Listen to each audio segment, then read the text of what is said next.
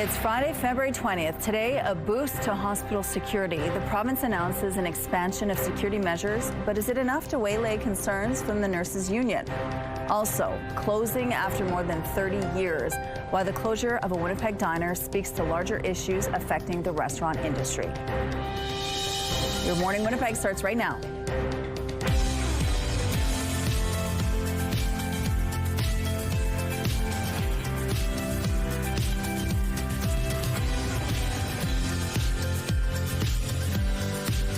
Manitoba. It is Friday on February the 20th. Thank you so much for being with us here on Your Morning Winnipeg. We made it to the end of the week, and Ainsley McPhail is going to tell us all about the wonderful wedding show. So if you got recently engaged or you're thinking about getting married, this is the place to be if you're looking for ideas on florists, wedding dresses, of course, everything else from photographers to DJs at the wedding. So we're going to get some of those fun details and some excitement as well if you're planning your wedding.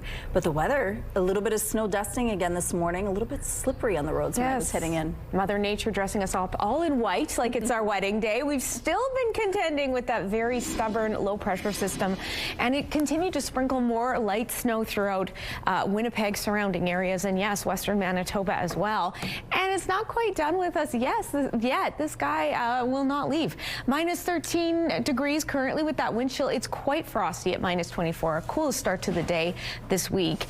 We do have that light snow continuing. Winds out of the northwest at 28 kilometers per hour. Pressure's on the rise. Humidity at 84%.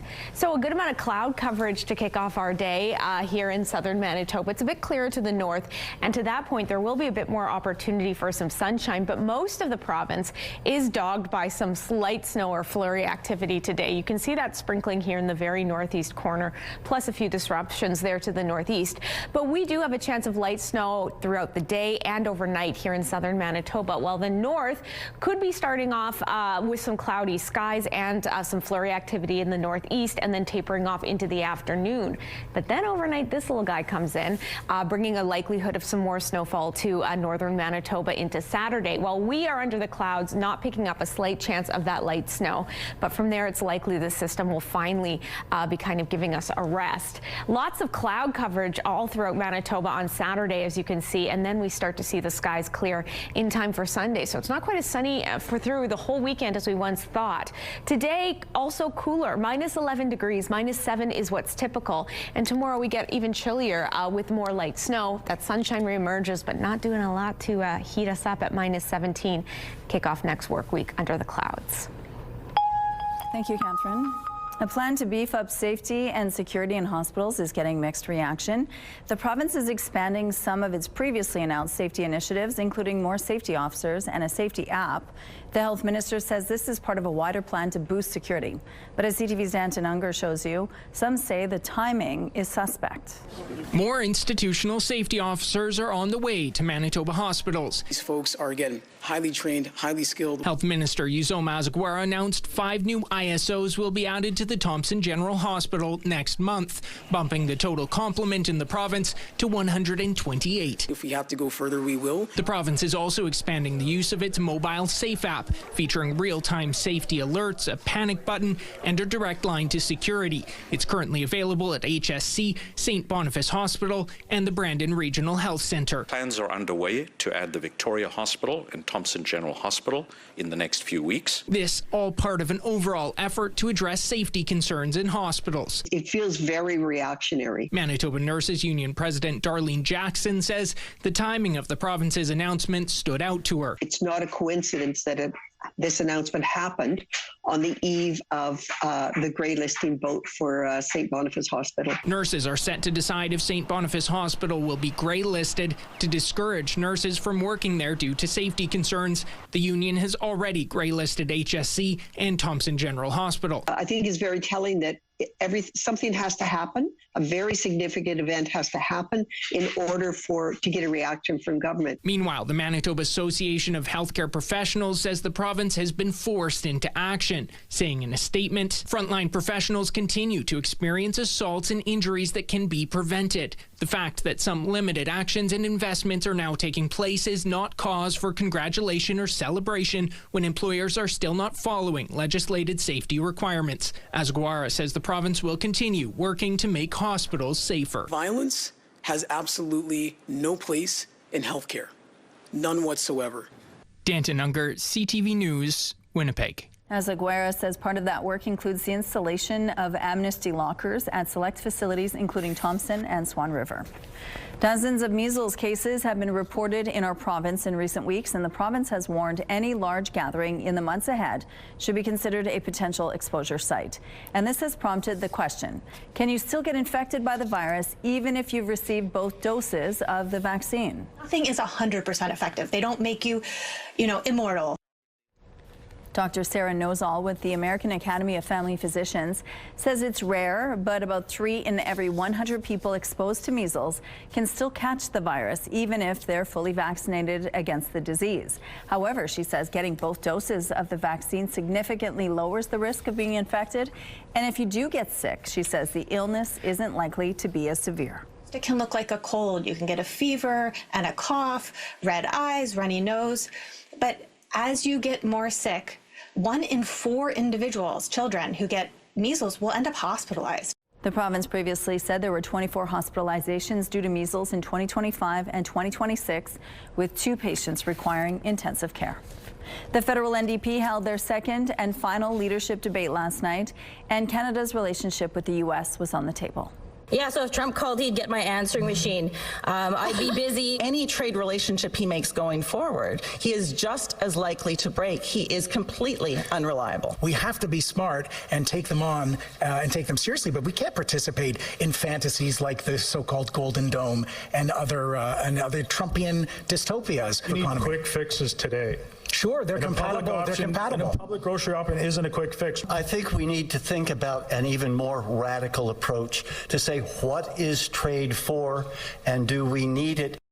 The 5 candidates vying to become the party's new leader were challenged on their ideas on rebuilding the party and how they would handle U.S. President Donald Trump. The night also saw the candidates briefly demonstrate their slightly improved French language skills, but the most drama happened outside the auditorium with a protest, and an unsuccessful candidate made an appearance. Voting begins March 9th, and the winner will be named on March 29th in Winnipeg. This morning, police are still searching the former home of Andrew Mountbatten Windsor, hours after his release from custody. Truly is a seismic moment for this country, and I think for the monarchy as well. He's still eighth in line to the throne. The former prince and king's brother can be seen in this video leaving a police station. He was held for 11 hours after being arrested on suspicion of misconduct in public office. Police say they're looking into allegations raised in the Epstein files that Andrew passed on documents to Epstein during his time as a trade envoy. Andrew has always denied any wrongdoing, and he has not been charged with anything. He was released under investigation. A number of unmarked vehicles have been arriving at Royal Lodge this morning as the investigation continues. A major lawsuit has been filed in Quebec that could have implications right across the country. Those people are living there way before the crown arrives, way before our government decides to do this or to do that. And so we're claiming that ancestral right, which is also an ancestral title. A group of First Nations chiefs filed the lawsuit claiming Aboriginal title over 3 large tracts of land north of Montreal, hoping to protect it from loggers. Hereditary Chief Dave Pettigay says the group of hereditary chiefs want the power to decide who can log on their lands and receive compensation. It comes after months of First Nations land defenders disrupting the logging industry on their traditional lands. If successful, the suit would have repercussions for hereditary chiefs across the country and could impact future major infrastructure projects. The chiefs say they are willing to go to the Supreme Court of Canada if necessary. The federal government is taking another step toward a potential expansion of the Port of Churchill. Ottawa, along with the Manitoba government and other partners, is launching a market-sounding study on how road, rail, and port improvements might attract more business from exporters. It will likely consult senior executives in mining, energy, grain, and other sectors to gauge interest in using the facilities with improved infrastructure. We want to see a base commodity that can power this infrastructure for the next generation. That might be LNG. It might be another product, but I am talking about LNG because I want Manitobans to start thinking about that. An expanded port could include an energy corridor and an all-weather road to Churchill. The new study is due to wrap up next month. A 6-month-old monkey is melting hearts after it found comfort in a stuffed orangutan and won thousands of hearts online. Meet Punch. This 6-month-old Japanese monkey was abandoned by his mother at birth, but zookeepers stepped in, caring for him day and night by hand. A plushy orangutan became his surrogate mom, and that is now his safe place. Punch's story went viral, with many people cheering him on. Now he is slowly joining the troop, but still clings to his stuffed friend. He's so cute. Here's what's happening right now in traffic along Portage Avenue. It looks like things are starting off really well on this Friday morning. If you see any issues out on the streets, please send us a text. Let's go now to Catherine, who's live on the rooftop. How's it feeling out there? Oh, my heart is warm because of Punch. I want to take him home. Punch was all over my social media yesterday. Oh, he's everywhere. So cute. Yeah. You know what? I need some warming up because it's a chillier start to the day than we've been experiencing through the last week. And it's quite snowy as well. We've got some light snow with some strong winds out of the northwest there, blowing it around. Currently, we're at -14 with that wind chill. Feels more like -25. Pressure's rising. Humidity sits at 84%. So yes, this low pressure system, still fueling all this light snow spreading across southern Manitoba. Our snowfall warnings have lifted because largely we're going to deal with kind of periods off and on of very light snowfall. Maybe 1 or 2 more centimeters could fall between today and into tomorrow. Temperatures cooler than what we've been experiencing. Winnipeg, we're looking at -11, though it'll be a bit chillier in areas to the southwest, plus those strong northwesterly winds. Northern Manitoba, so in the northwest, you're likely going to start off with a little bit of flurry activity and then add in a mix of sun and cloud into the afternoon and flip that script into the northeast. Temperatures there cool into the upper minus teens, low -20s. For us here in southern Manitoba, light snow continues overnight, likely continuing into tomorrow as well. Temperatures getting even cooler, peaking in the low -teens, and we're not going to get back to seasonal until next week. I'm going to go inside and warm up, but stay with us. We've got so much more Your Morning Winnipeg still to come on this Friday. Weather is brought to you by Mr. Lube Plus Tires. Open late, ready when you are.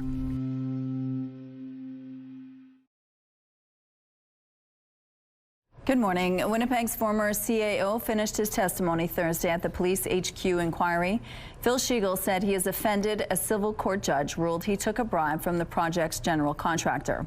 And as CTV's Jeff Keel shows you now, he says the attention this case has garnered has been unfair towards his family.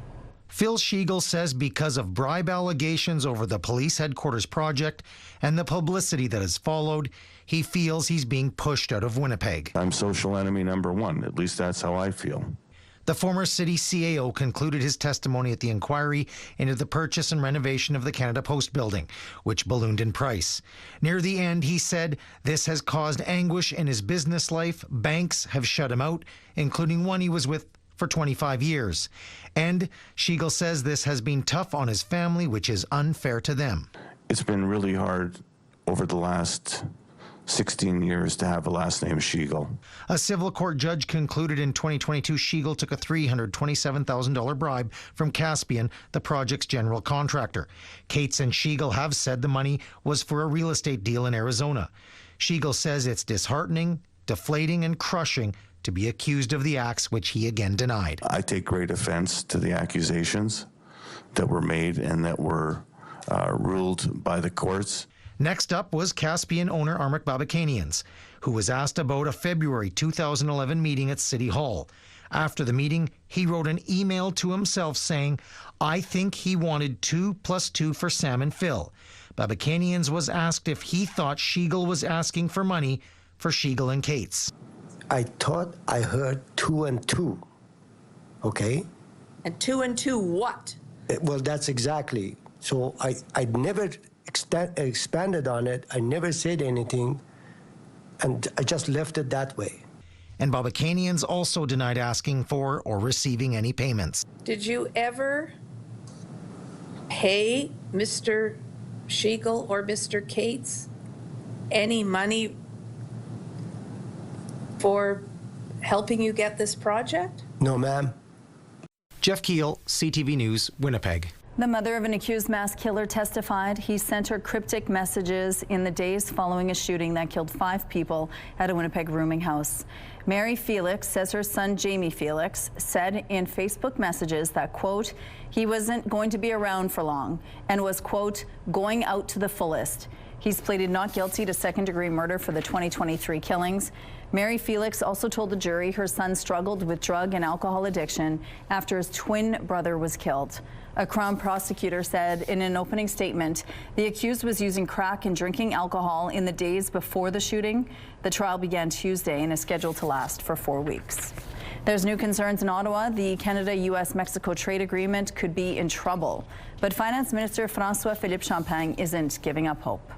We'll continue to make the point and keep telling them that we're ready at the table whenever the parties want to review CUSMA. The New York Times is reporting 2 Canadian officials involved in trade discussions with the U.S. say expectations of a full renewal of the deal later this year are low. U.S. President Donald Trump has said Canada is ripping off his country and has reportedly said he could walk away from CUSMA. This comes as Canada-U.S. Trade Minister Dominic LeBlanc wraps a trade mission to Mexico, saying there's no division between our 2 countries. CUSMA is meant to be reviewed this July. Another rural municipality is now in the process of opting out of the capital planning region.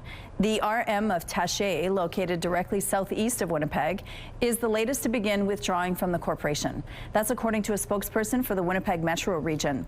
The RM's mayor says there are a number of reasons behind the decision, which was reached unanimously by council. Yeah, there were quite a few general examples.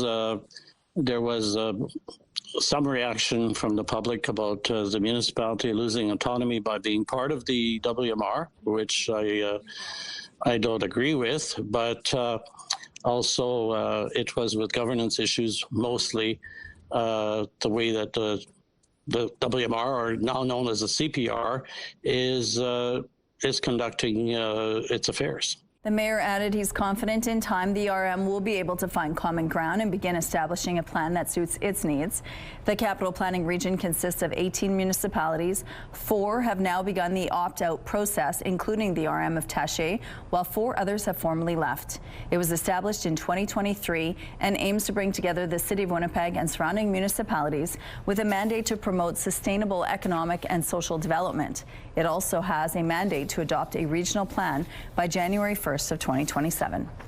A town in eastern China has launched a series of Spring Festival celebrations. The celebrations include traditional fish-shaped lantern garden parties and night tours. The fish lanterns are handcrafted and considered a provincial cultural heritage. There could be as many as 3,000 lanterns brought out and about during the festival. Traffic is brought to you by the Kidney Foundation. Help by donating your car today. We have some road closures to remind you about this morning. Carman Avenue will be closed between Henderson and Glenwood Crescent. Following the rush, the westbound curb lane on Fermor Avenue will be closed at St. Mary's Road, and the northbound median lane on Sherbrooke Street will be closed from Wolseley to Westminster. If you have any other traffic tips, please send us a text. The CTV Live Eye is brought to you by Bathfitter, exclusive home of the PermaFit solution. A snowy and chilly start to your Friday here in Winnipeg and throughout much of southern Manitoba for that matter. Minus 14 degrees in Winnipeg. That wind chill feeling frosty at minus 25. Gusty, snowy out there. Winds out of the northwest at 31 kilometers per hour. Pressure on the rise. Humidity at 84%. So yes, light snowfall continuing from that dogged low pressure system that we've been kind of dealing with for the last couple days. Temperatures too a lot cooler because it's Arctic air mass on the back end of this system. Really going to be driving those temperatures down today and into the many days to come. Currently, we're sitting at minus 16 degrees in Morden and Winkler, minus 19 in Brandon, minus 18 in Dauphin. Northern Manitoba, quite the frosty start. Minus 28 in the Paw, minus 31 in Lynn Lake. Quite a bit cooler in Churchill at minus 22, but of course, that wind chill can be deceiving. Minus 34 in Churchill is what it feels like, while we here are dealing with wind chills upwards of minus 25 degrees for Morden and Winkler, even chillier earlier in Portage La Prairie at -28. Good amount of cloud coverage, and that'll be the case for the next couple of days to come. You can see mostly concentrated in southern Manitoba, but the northeast also blanketed as well. In terms of your school day forecast, you're going to want to bundle up the kids because it's going to be a chillier one, as mentioned. About -13 under the snowfall as they head to class. Not a ton warmer as they take lunch or when they head home, for that matter, at -11, with that light snow expected off and on, plus some very strong northwesterly winds. Overnight, we still deal with those strong gusts, and temperatures dip down to -18. Some light snowfall here or there, not as much as we saw overnight tonight. And then tomorrow, possibility of more light snow. Likely it'll be overcast with a high of -12. Sunday, the temperature falls even further, but the good news is those skies clear out nicely. These guys are enjoying the sunshine and the winter conditions in Whitemouth. Thanks to Heather for submitting, and keep your weather pictures coming to Winnipeg Weather at ctv.ca. We are going to take a break, but stay with us. So much more Your Morning Winnipeg still to come on this Friday.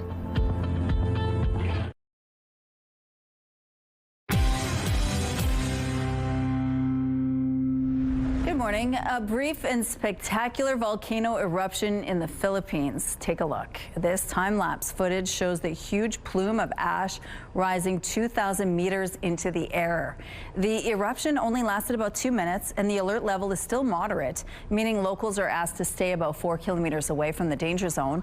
Mount Canlon is one of the more active volcanoes in the country, which experiences frequent seismic activity. 5 firefighters in Edmonton are braving the cold to raise money for muscular dystrophy despite temperatures dropping as low as -28.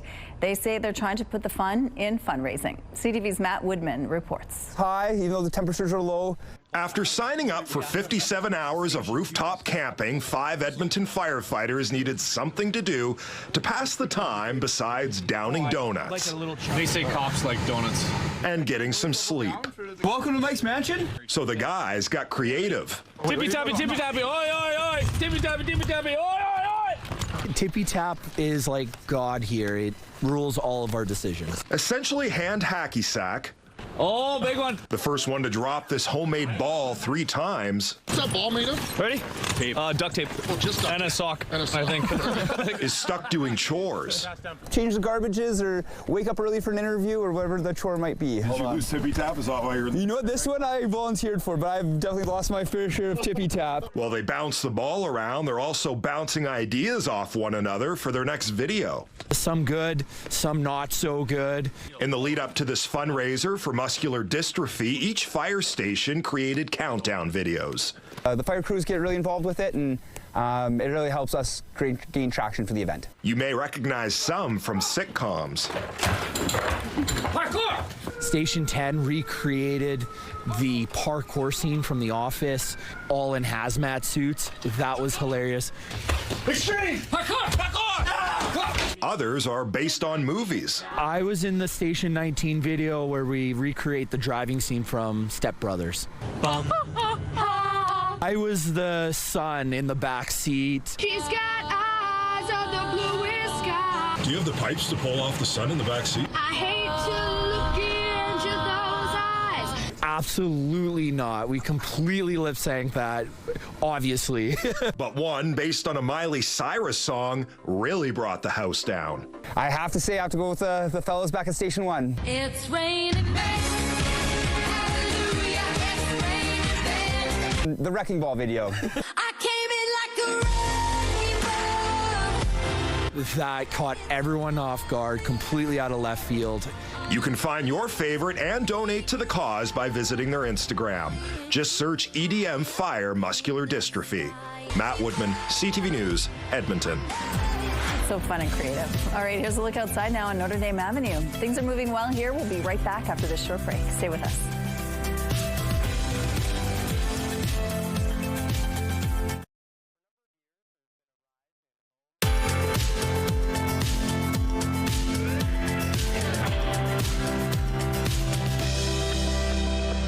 Casting our eyes to the snowy skies and streets, it is a chilly start to your Friday out there, Winnipeg, minus 14 degrees. And with that wind chill, it's minus 25. Chilly start for all of Manitoba, I should regard that.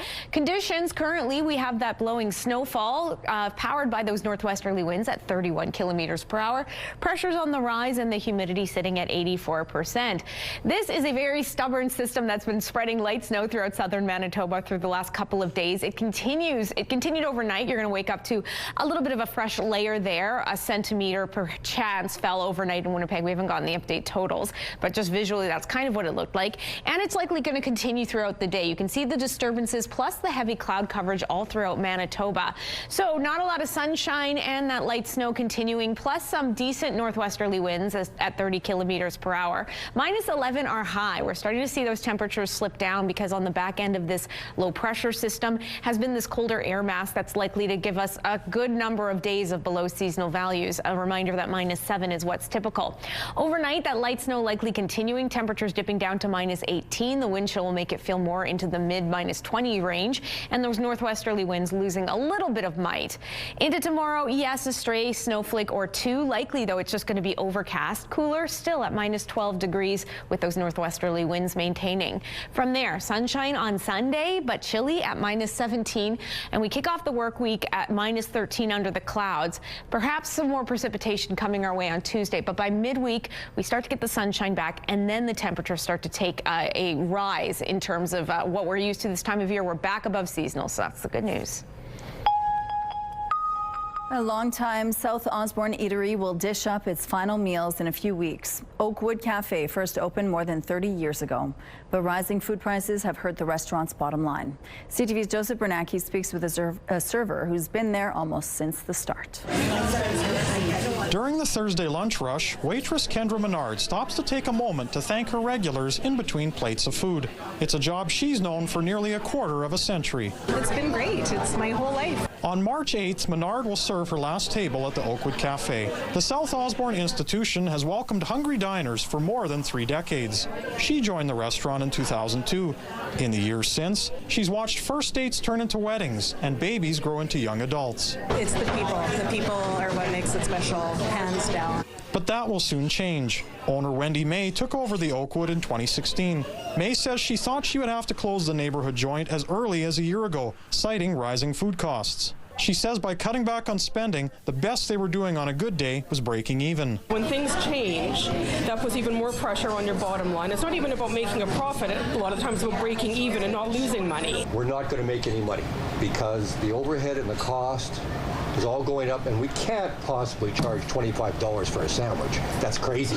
Prep cook Rob Armstrong says he doesn't fault May for cutting her losses. They're not the only restaurant feeling the pinch. At Silver Heights Restaurant, owner Tony Sawicki says the ribs he buys for his customers have risen to $30 a pound, up from $17 a pound 6 years ago.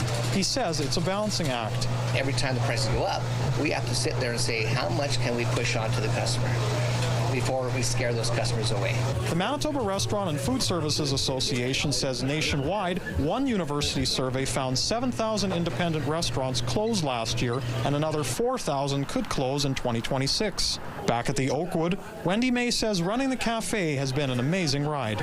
I hope someone comes and gives it the TLC that the Oakwood's been able to do, and same thing can be a little nugget in this community, which is fantastic. Joseph Bernacki, CTV News, Winnipeg. We're getting a look at a new development plan for Point Douglas. The proposed plan will guide future development in North Point Douglas and a large area of South Point Douglas. It looks to transition away from industrial land uses and increase infill in existing residential areas. It includes a mix of high-rise and mid-rise buildings between 2 and 6 stories tall, with commercial space on the ground floor. Single-family homes would not be allowed in high-rise areas.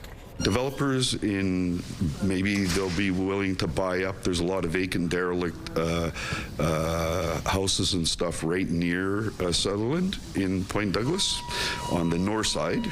And so that might cause the private sector to move in and, hey, we can build and do that. And so that'll be housing renewal. The Lord Selkirk West Kildonan Community Committee is set to hold hearings on the plan Tuesday. Alberta Premier Danielle Smith has outlined the questions that will be put to people in her province in a referendum this October. The fact is, Alberta taxpayers can no longer be asked to continue to subsidize the entire country through equalization and federal transfers, permit the federal government to flood our borders with new arrivals, and then give free access to our most generous in the country's social programs to anyone who moves here. Last night's address comes a week before her government tables its next budget. That budget comes during crashing oil prices and what she says is out-of-control immigration. Smith says 9 questions will be part of a referendum October 19th. Questions include whether to restrict social services for some immigrants and whether non-permanent residents should be charged to access health and education systems. She says many of the questions are based on feedback from the Alberta Next panels held last year. The Canadian and U.S. women delivered another classic matchup with the Americans taking home Olympic hockey gold. The Canadian women were holding on to a 1-0 lead late in the third. With less than 2 minutes left, the U.S. tied it up to send the game to overtime.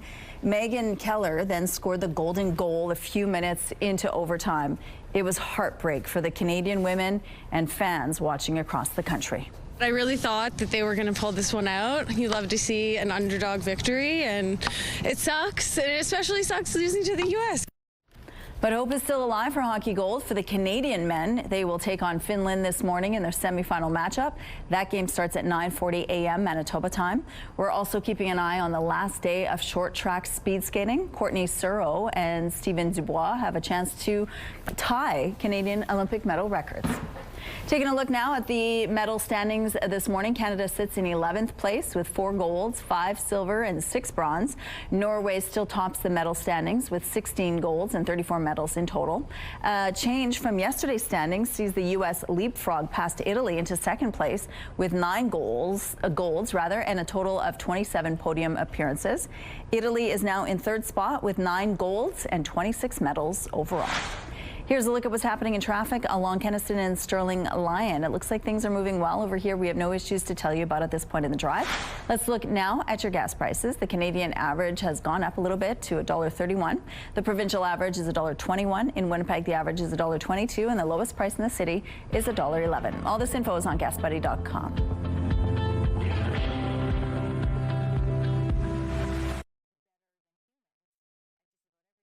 Weather is brought to you by Strictly Amish, exclusively in Arborg, Manitoba. Snowfall is ramping up again here in downtown Winnipeg, and that's because of a low-pressure system that has been enveloping much of the province, starting with us in the south, and it's shifting to the north. So with us, we're dealing with minus 14 degrees, a chillier kickoff to the day than we've been used to this week. Minus 25 with that wind chill. The blowing snow, that's what I'm looking for, is powered by some northwesterly winds at 31 clicks. Pressure rising, humidity sits at 84%. So this low-pressure system still going to be sticking around a little bit longer. That means light snowfall expected off and on throughout the day through much of southern Manitoba, all of it really. And to the north, periods of snow for you, depending on where you're at. In the northeast, it'll likely be in the morning, and in the northwest, you'll likely get it into the afternoon. Winds will be decently strong out of the northwest at about 30 kilometers per hour for us from the south. Temperatures starting to creep down. They are below seasonal at minus 11 for our high today in Winnipeg, when minus 7 is typical. So this low pressure system is going to continue into tomorrow. More snowfall expected, a bit heavier in the north than we'll be seeing in the south as it is moving upwards. But that's when our temperatures start to plummet even further. Into tomorrow, more cloud coverage, more snow, potential for some highs of minus 13, and then into Sunday, some sunshine returns, but chillier still. Okay, let's talk about something else that's white and wonderful besides the snow, the wonderful wedding show. That's the best transition, Catherine. Good morning, Manitoba. This is the perfect opportunity for brides and their families to check out what Manitoba has to offer. Tessa Lavoie joins us, and she's going to tell us, show us some great dresses. This really is a one-stop shop. It really is a one-stop shop. Good morning, everyone. We're here at the wonderful wedding show preparing for this upcoming weekend. So Saturday and Sunday, we have our I Do experience, so VIP tickets where entries at 9 a.m., general admission is at 10, and And then here we are with all of our amazing vendors. Some are still going to be setting up today. Behind me, we have Christie's Bridal, and all of our vendors, Christie's Bridal, F Apparel, Stella's, and more, they're all going to be part of our fashion show. So our fashion show is going to be daily, 12:30 and 3:30 at our fashion show stage, themed Golden Hour, where you're going to be able to see firsthand all of the different looks, the different trends, and really be able to visualize your big day. Because that's the purpose here, is to be able to visualize beyond the Google search, beyond, you know, that Pinterest board. Very valuable, but here you get to see, you get to interact, you get to touch, you get to talk. What are the other benefits of showing up in person? Other benefits include some of our amazing giveaways. We have a $45,000 dream wedding giveaway. That's going to be announced Saturday at 3 o'clock, right before our last fashion show, where an individual is going to be winning an entire paid-for wedding. September 5th is going to be their chosen date. It's going to be spectacular. And then in addition to that, we have a honeymoon giveaway, where individuals are going to be able to enter a code word with our travel agent booth, Sunshine Travel, and win a $10,000 prepaid arranged giveaway to Cancun for 7 days. Before we're out of time, you really want to hammer home those last-minute tickets. Yes, and so please visit thewonderfulweddingshow.com in order to purchase your tickets online or join us in person. You can purchase tickets at the door. It is definitely a show you do not want to miss, so we really hope to see you on Saturday and on Sunday.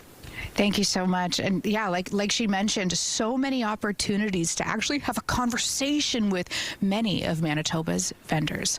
We'll see you guys after the break.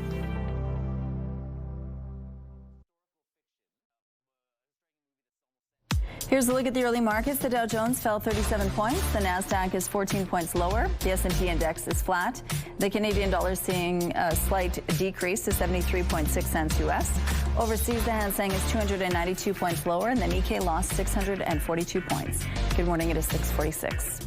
Dozens of measles cases have been reported in our province in recent weeks, and the province has warned any large gathering in the months ahead should be considered a potential exposure site.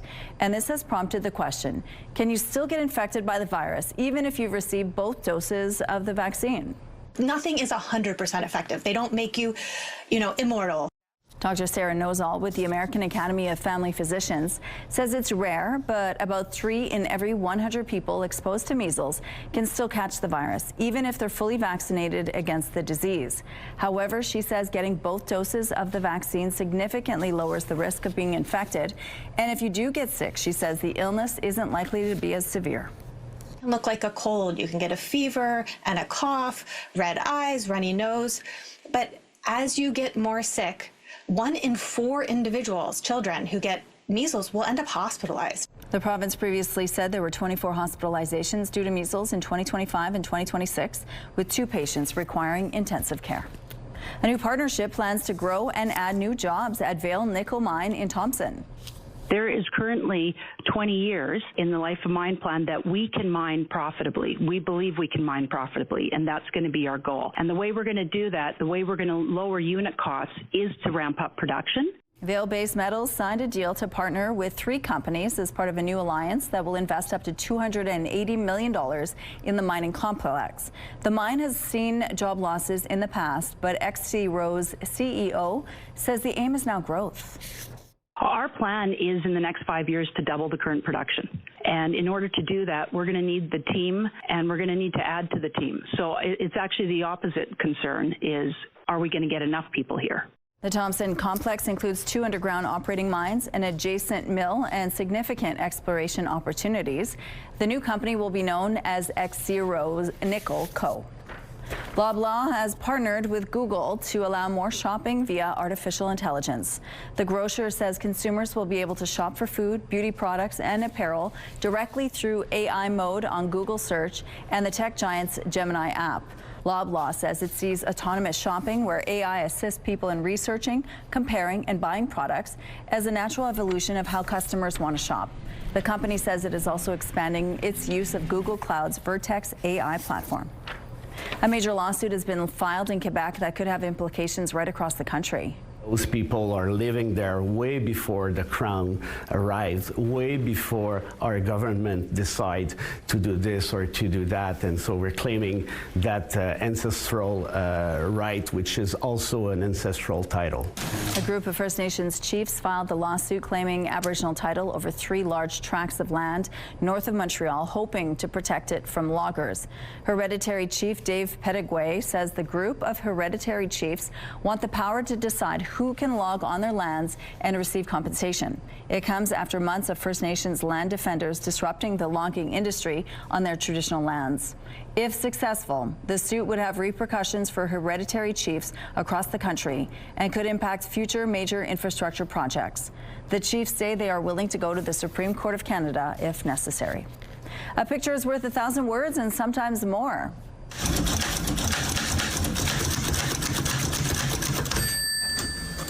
This is James Cook. Cook creates one-of-a-kind pictures all on a typewriter. Cook not only creates an image, he weaves stories and messages into the pieces he's creating. How cool is that? We have some road closures to remind you about this morning. Carman Avenue will be closed between Henderson and Glenwood Crescent. Following the rush, the westbound curb lane on Fermor Avenue will be closed at St. Mary's Road, and then the northbound median lane on Sherbrooke Street will be closed from Wolseley to Westminster. If you see any problems out there, please send us a text. A bit of a snowy kickoff to your Friday and the end to your work week. Minus 14 degrees with that wind chill. Feels more like minus 25, quite frosty. Those blustery, snowy conditions caused by those strong northwesterly winds at 31 kilometers per hour. Pressure on the rise, humidity at 84%.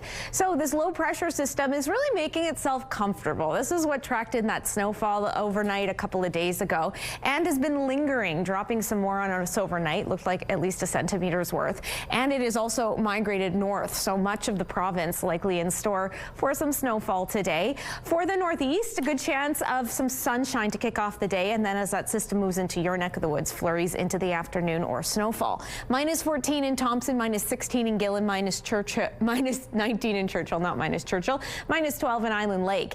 Northwestern Manitoba flip that, so likely you're going to start off with the snowfall and then patches of sunshine are possible into the afternoon. Temperatures very similar there in the mid to upper minus teens, a little bit warmer there in Norway House. Southwestern Manitoba overcast, cool and snowy, minus 16 degrees across the board. And then for us here, we're a little bit warmer, but we're going to see those temperatures fall off as well into the weekend, even further than we have already.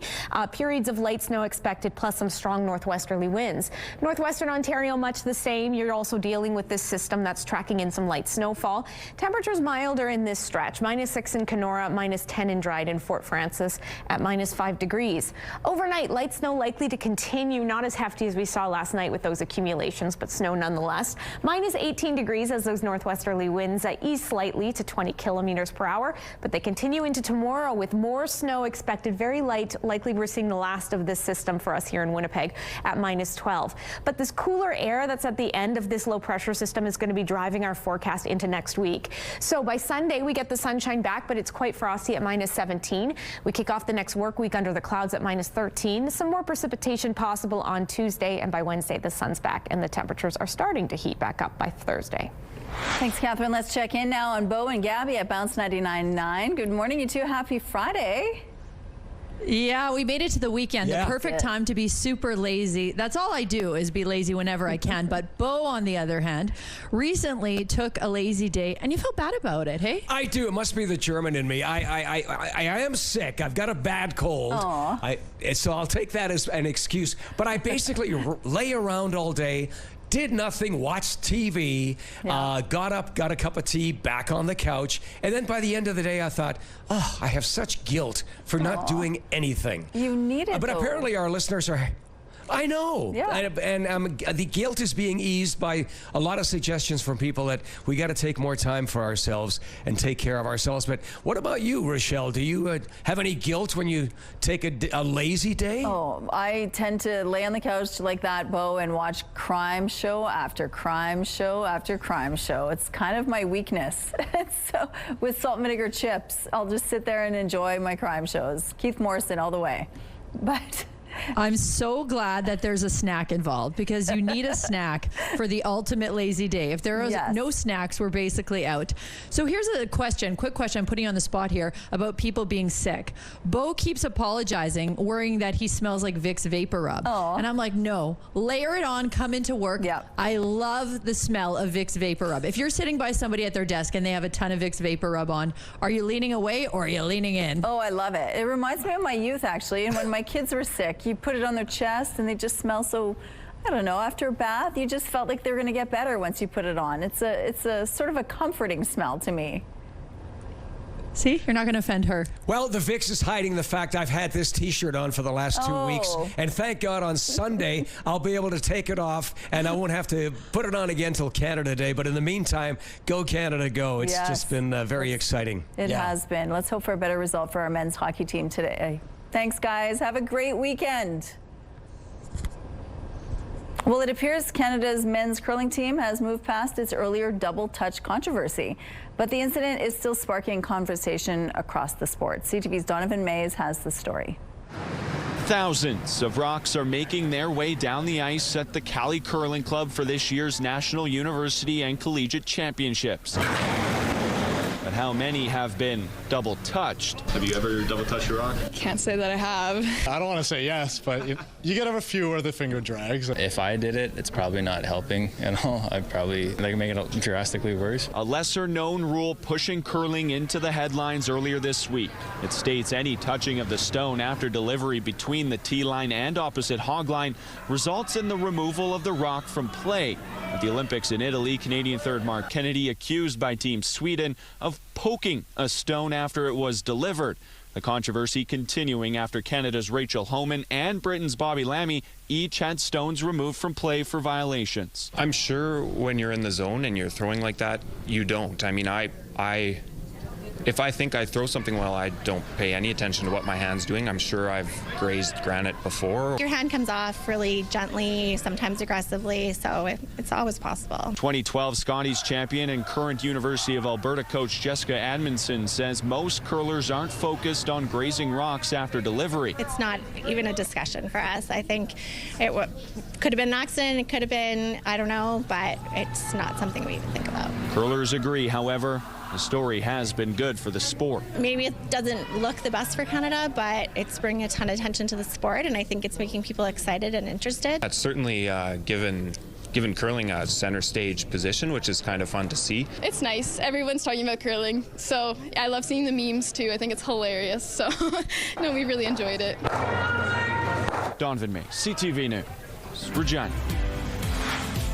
Here's what's happening now on the Prevache Bridge. You can see it's a little bit snow covered there. It could be slippery in some parts as well, so give yourself some extra time when you leave this morning for stopping distance. We'll be back after this break with your 7 o'clock headlines. Stay with us.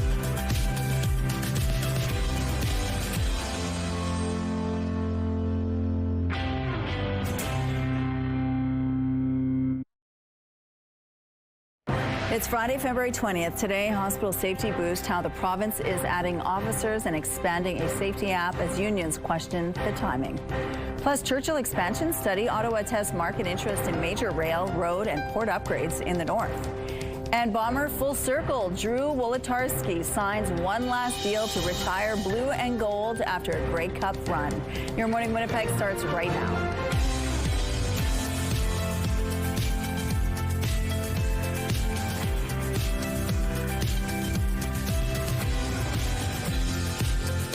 Good morning, Manitoba. At 7 o'clock on your Friday. We made it to the end of the week. Thank you so much for being with us here on Your Morning Winnipeg. Coming up at 7:45, we're going to get an update on the Andrew Mountbatten Windsor arrest that took place yesterday on his 66th birthday. We're going to find out more. I didn't know that. Yeah, it was his birthday. My jaw was dropped yesterday when I saw that. There was a lot of posts, happy birthday to him, which is a little dark. But we're going to talk a little bit more about the latest in that investigation.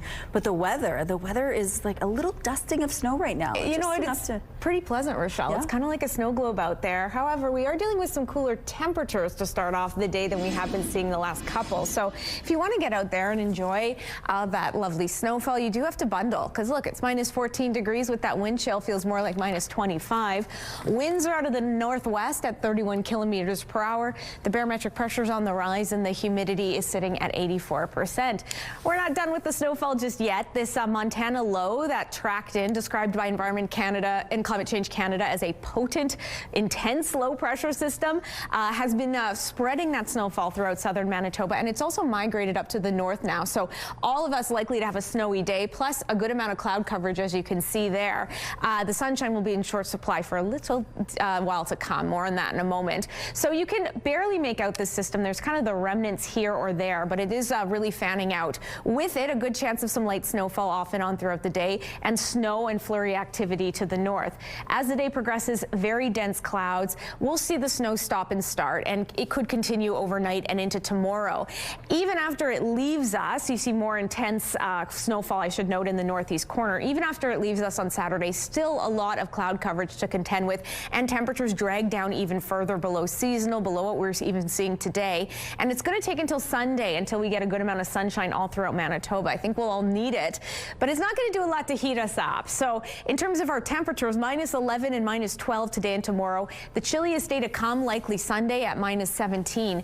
Next week we cloud over again, minus 13 to kick us off, and we're starting to come back down, but it's really until Thursday when we get back to some more warm temperatures by this time of year standards, and a nice sky condition too, with a mix of sun and cloud.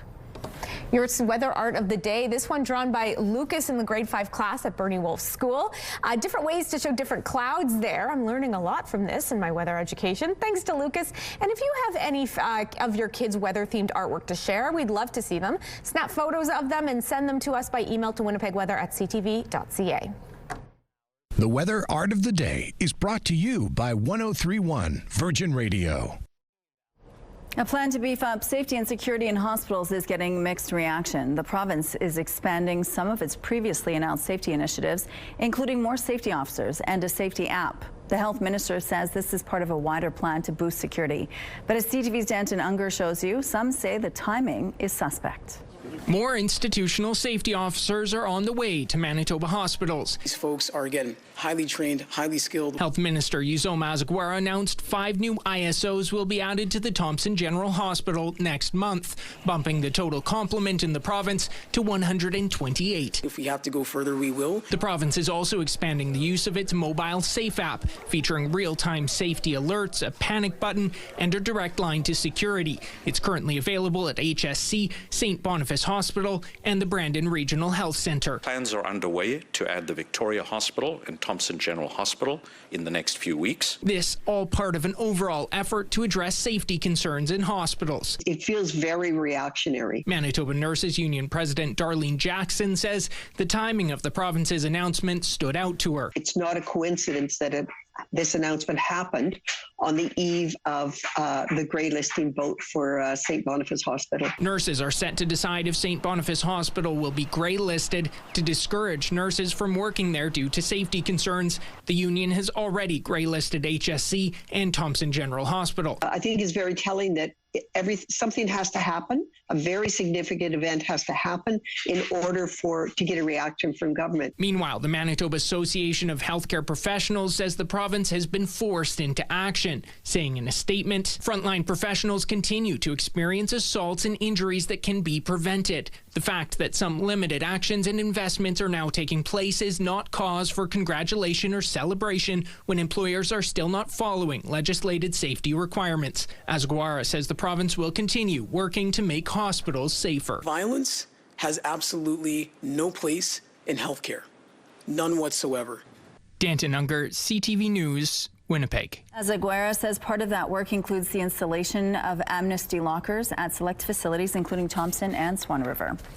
The federal NDP held their second and final leadership debate last night, and Canada's relationship with the U.S. was on the table. Yeah, so if Trump called, he'd get my answering machine.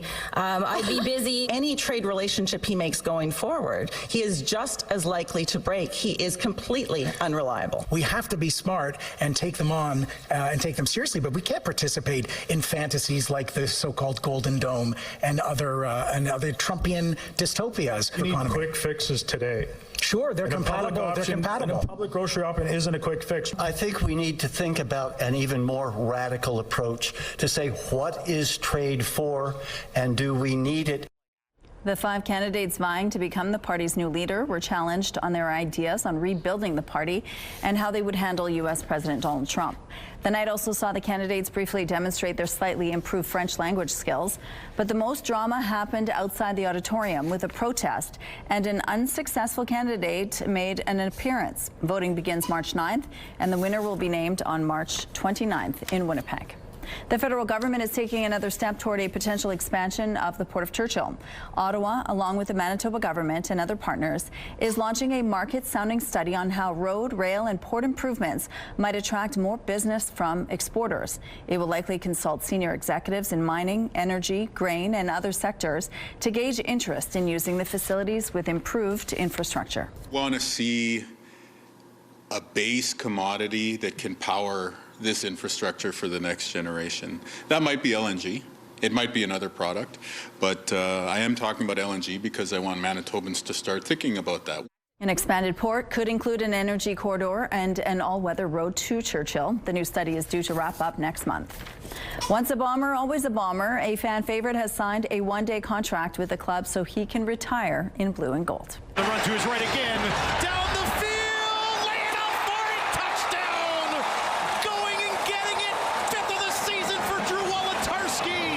Receiver Drew Wolotarski is calling it quits after 8 CFL seasons.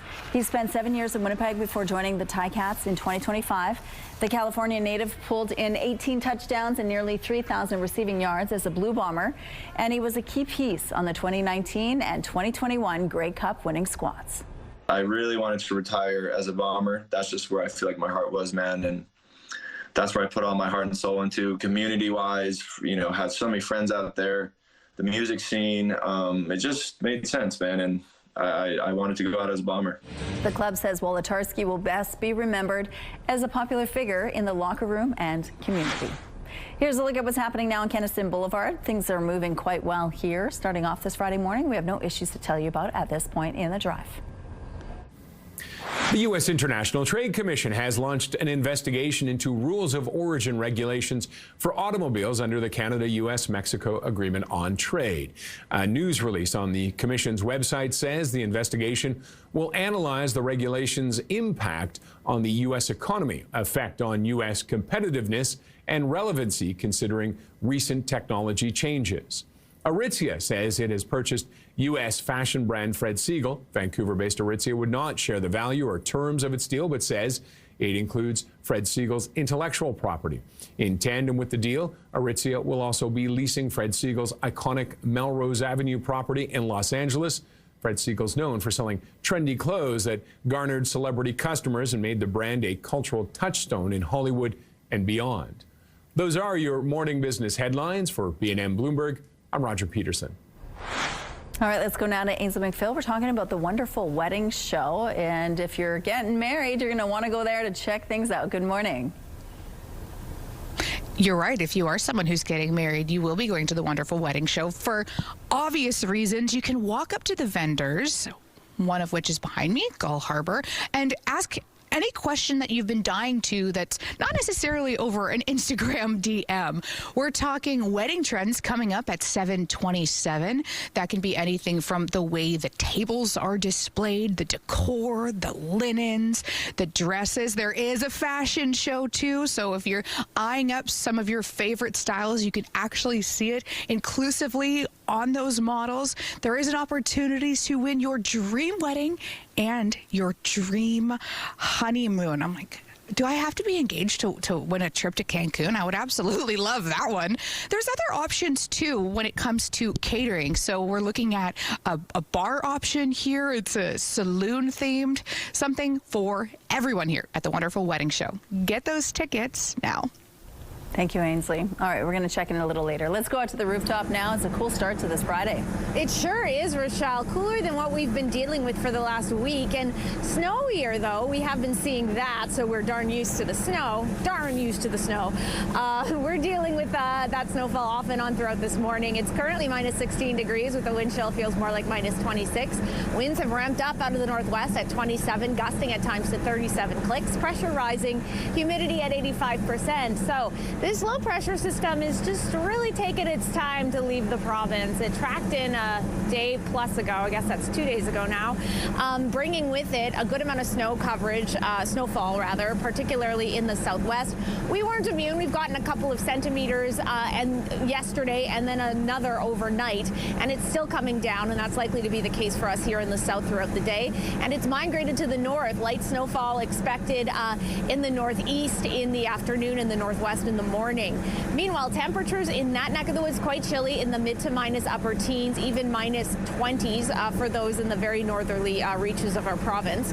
For us here in Winnipeg, minus 11 when minus 7 is typical, and in southwestern Manitoba even cooler than that, highs in the mid minus teens. Overnight, that snowfall likely to continue. Not a ton of accumulation with it, but still snowflakes nonetheless.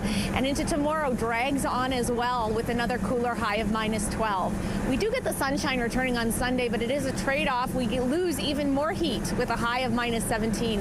In fact, it's going to take a couple of days, likely into Thursday, before we're rebounding with our temperatures back below seasonal. But the good news is a good amount of sunshine next week to cushion the blow. Weather is brought to you by Blinds Are Beautiful. Our new Hunter Douglas showroom is at 900 Lorimer.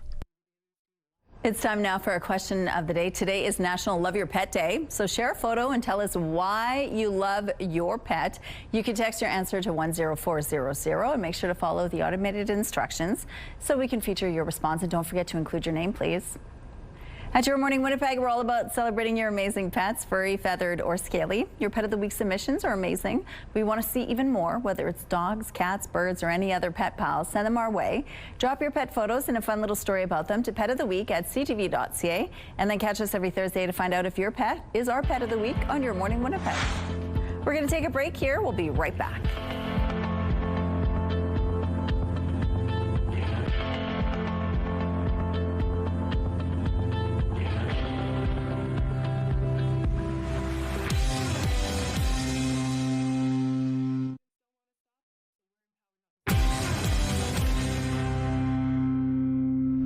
The Canadian Armed Forces has launched a series of military exercises in Canada's north as it works to enhance its defense of Canada's sovereignty in the Arctic.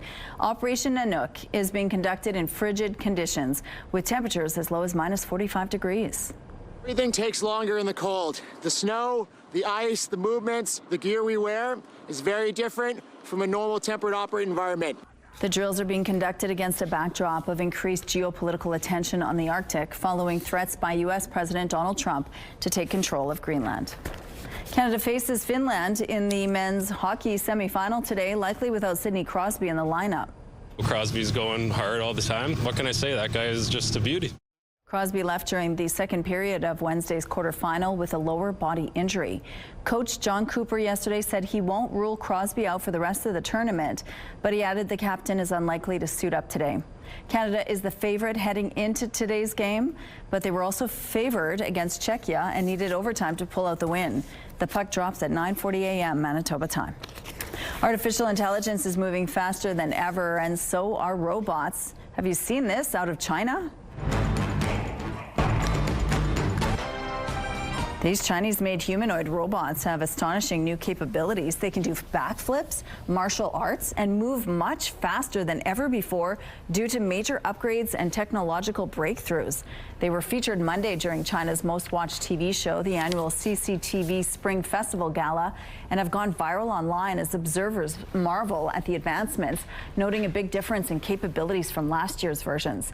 Beijing has made robotics a key part of their campaign, and they now want to dominate space. Research by the China Academy of Information and Communications Technology in 2024 estimated China will have more than 100 million humanoid robots in use after the year 2045.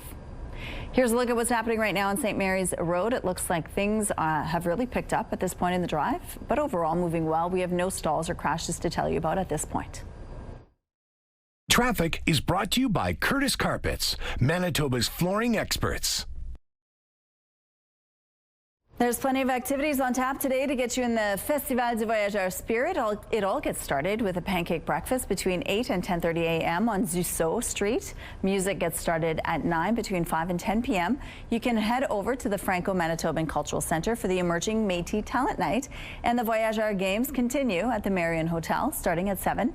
And as always, there are tons of bands playing throughout the evening at the Festival grounds. You can keep the party going into the wee hours by heading over to the Riverside on St. Mary's Road, where ABBA tribute band Super Trooper will take the stage at midnight. Head to heyho.ca for more details and tickets. Pixar is out with the official trailer for another long-awaited sequel, Toy Story 5. Halt! Who goes there? Whoa, whoa, whoa! I come in peace? It's been too long, cowboy. Tom Hanks and Tim Allen are back as Woody and Buzz Lightyear, along with several other returning and new voices. This time around, the story focuses on the arrival of a new smart tablet that threatens to monopolize their owner's attention, putting the other toys' future at risk. Coming 7 years after the release of Toy Story 4, Toy Story 5 hits theaters on June 19th. A few years after the end of UK historical drama Peaky Blinders, Tommy Shelby is back. Tommy. You live in a house haunted with ghosts. This is the trailer for Peaky Blinders, The Immortal Man, and yes, that means the return of Cillian Murphy. Barry Keoghan and Rebecca Ferguson also star in this. The show concluded its 6th-season run back in 2022. It premieres in select theaters starting March the 6th. And we have some sad news now from Hollywood. Eric Dane, the star actor known as McSteamy in the series Grey's Anatomy, has died. Dane has been battling quietly ALS, which is a devastating neurological disease. Eric Dane was 53. As CTV movie kicks off your primetime lineup, Ainsley McGregor Mysteries, a case for the watchmaker, is on at 7. Children Ruin Everything and Stumble follows at 9. And The Big Bang Theory wraps things up at 10 o'clock. It's all right here tonight on CTV. The CTV Live Eye is brought to you by Bath Fitter, exclusive home of the PermaFit solution. These Hollywood deaths are such a downer. My goodness, it's been a rough year. I just can't imagine what the in memoriam is going to be like at this year's Oscars, because wow, it is just sad. Okay, let's cheer us up though, shall we? If you need a bit of a boost of serotonin, stepping outside well-dressed will give you that. Get your steps in, because even though it is chillier at minus 16 degrees with that wind chill, feels more like minus 26. It is lovely out there if you dress for it. The winds are strong out of the northwest at 27, gusting at times to 37 clicks. Pressure on the rise, humidity sitting at 85%. So yes, cooler temperatures unfolding across southern Manitoba than we've been seeing through the last week at least. I'll scooch out of the way so you can all see. Brandon and Portage this hour at minus 17 degrees. Same for you folks in Morden and Winkler. Minus 19 in Dauphin. Over in the Pas, minus 26 degrees. In fact, the temperature is quite cool in Lynn Lake at minus 31. But the wind chill is making it feel equally frosty, if not more so, in Churchill. So be sure to bundle up if you must spend time outside, because as you know, wind chills can cause some very severe frostbite if you're not prepared. In terms of our sky conditions, lots of cloud coverage and some light snow blanketing much of southern Manitoba, well, all of Manitoba really. This low pressure system has moved off to the north, so while the snowfall is continuing for us, our friends to the north are also going to be dealing with it off and on throughout the day. That'll be the case when you put the kids on the bus. Snowy and chilly at minus 13 degrees, not heating up a ton by lunch at minus 12, and it's just a minus 11 as they head home, which is also our high for this time of year. Minus 7 is what's typical. Paired with that, some strong northwesterly winds at about 30 kilometers per hour. Those will ease a little bit overnight, with temperatures dipping down to minus 18, light snow continuing. Tomorrow we could get a trace snowflake or two, but for the most part it's going to be pretty overcast. Chillier too at minus 12 degrees. We get some sunshine on Sunday. I'll be looking forward to that, but there's a cooler temperature on the way with it. Minus 17 is what we're looking at there. Your Skywatch picture of the day, speaking of sunshine, these cows are certainly enjoying it, so an inspiration to you to get out and enjoy the winter weather. Thanks to Heather for snapping this one in Whitemouth, and keep your weather pictures coming to Winnipeg Weather at ctv.ca.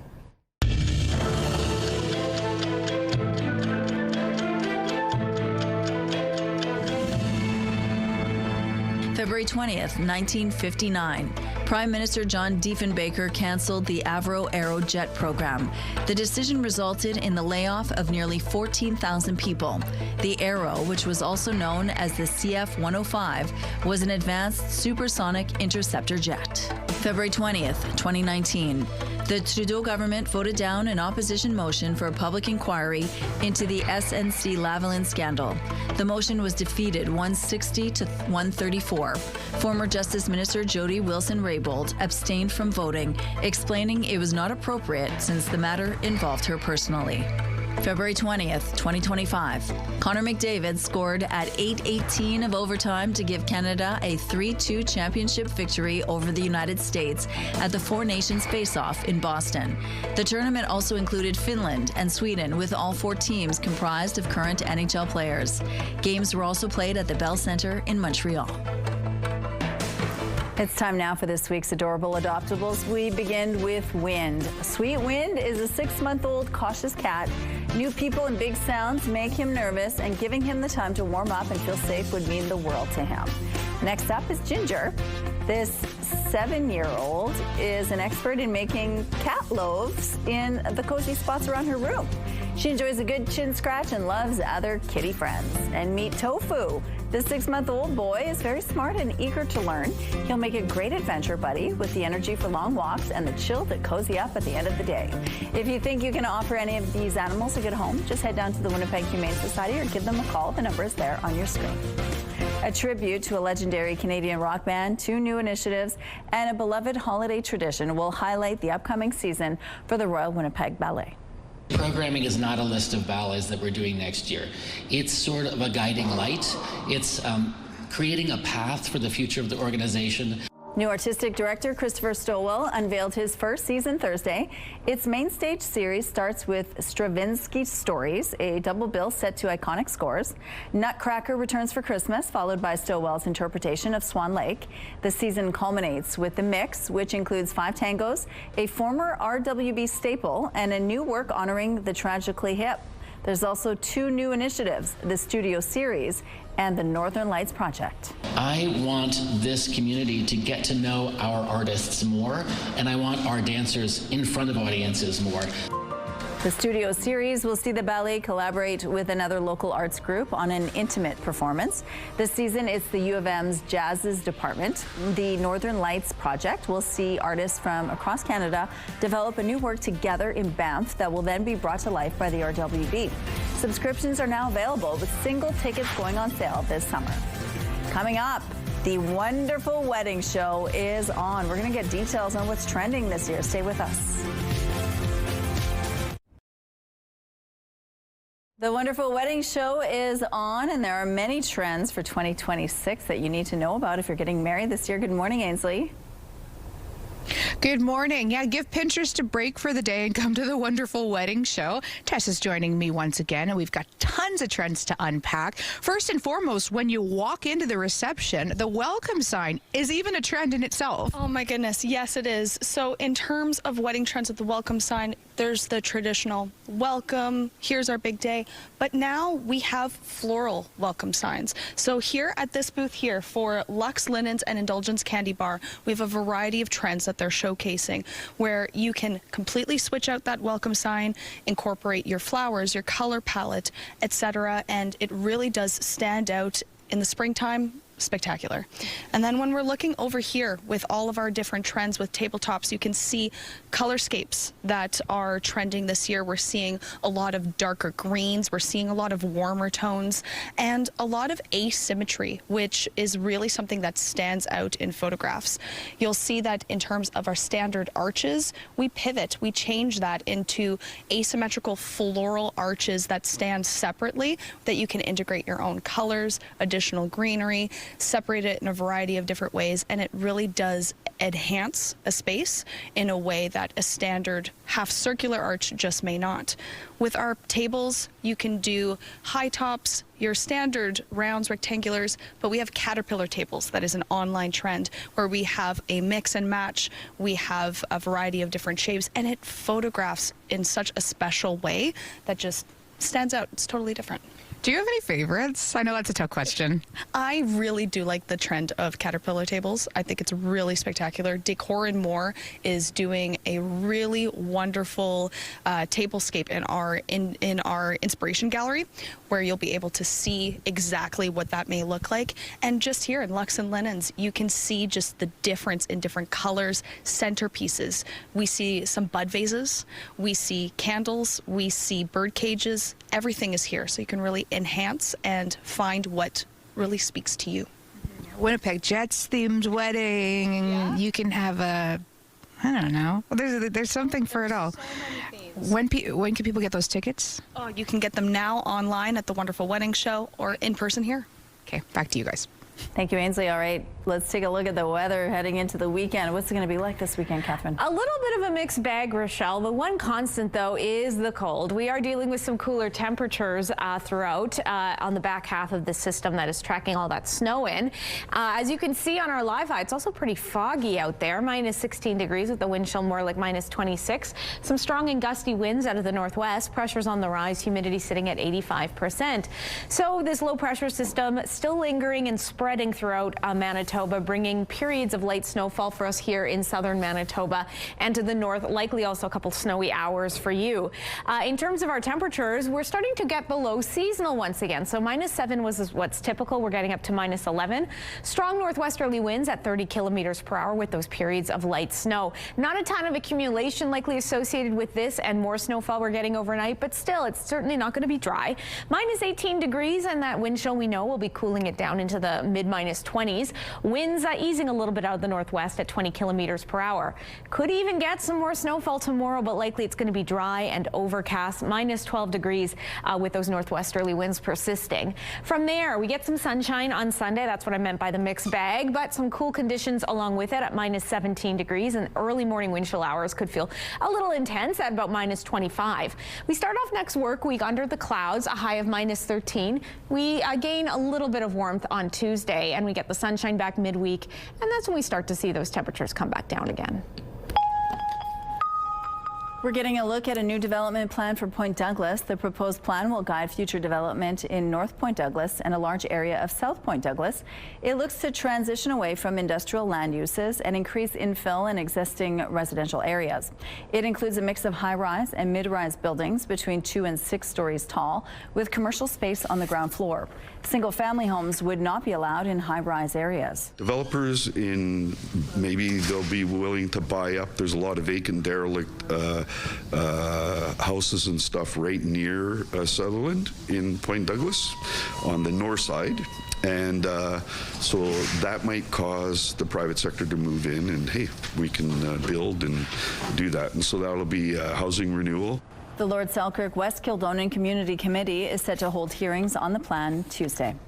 The federal government is unveiling new measures, giving police more power to push back on the growing problem of extortion attacks in communities across the country. When we follow the money, we expose the networks behind these crimes. Ottawa says they will support law enforcement in detecting and disrupting extortion. Finance Minister François-Philippe Champagne says he's directed the CEO of the Financial Transactions and Reports Analysis Centre of Canada to prioritize and mobilize resources to support law enforcement. They say FinTrack will embed with local law enforcement as they work together to try and fight violent extortions. For a number of years now, there's been a rise in homes and businesses owned by members of Canada's South Asian community under violent attacks. The government also says private financial institutions will help identify patterns that could point to suspicious transactions. The federal government is spending millions of dollars on 2 Edmonton companies under its new defense strategy. The announcement was made at Logican Technologies, one of the first Alberta companies to come under the Regional Defense Investment Initiative. The fund is designed to help companies increase production or to contribute to Canada's defense needs. Logican is getting $1.5 million for manufacturing tech like sonar and sensors. The other company to receive a multi-million-dollar commitment is Cesaro Point Cryogenics. The U.S. Food and Drug Administration will review Moderna's new flu shot after all. Moderna said last week its application for review was turned down because the FDA had concerns about its trials. This new flu vaccine uses mRNA technology. Moderna says it has since gone back to the FDA to propose a revised approach. Moderna is now seeking approval for the shot to be used on adults aged 50 to 64 in the U.S. Loblaw has partnered with Google to allow more shopping via artificial intelligence. The grocer says consumers will be able to shop for food, beauty products, and apparel directly through AI mode on Google Search and the tech giant's Gemini app. Loblaw says it sees autonomous shopping, where AI assists people in researching, comparing, and buying products, as a natural evolution of how customers want to shop. The company says it is also expanding its use of Google Cloud's Vertex AI platform. We have some road closures to remind you about this morning. Carmen Avenue will be closed between Henderson and Glenwood Crescent. Following the rush, the westbound curb lane on Fermor Avenue will be closed at St. Mary's Road, and the northbound median lane on Sherbrooke Street will be closed from Wolseley to Westminster. If you see any problems out on the streets, please send us a text. Here's a look at your gas prices. The Canadian average is $1.31. The provincial average is $1.21. In Winnipeg, the average is $1.22. And the lowest price in the city is $1.11. All this information is on GasBuddy.com.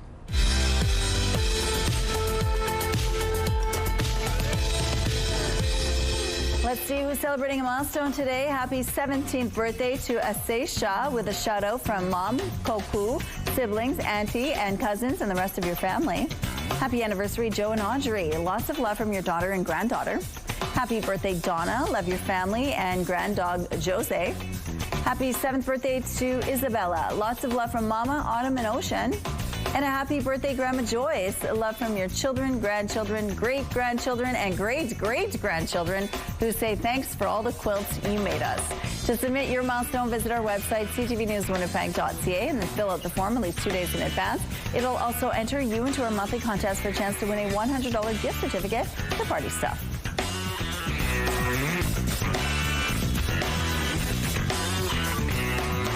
Milestones is brought to you by Party Stuff, Winnipeg's balloon headquarters with 3 locations. Right now it is minus 16 degrees and snowing in some parts of the city. More Your Morning Winnipeg after this break.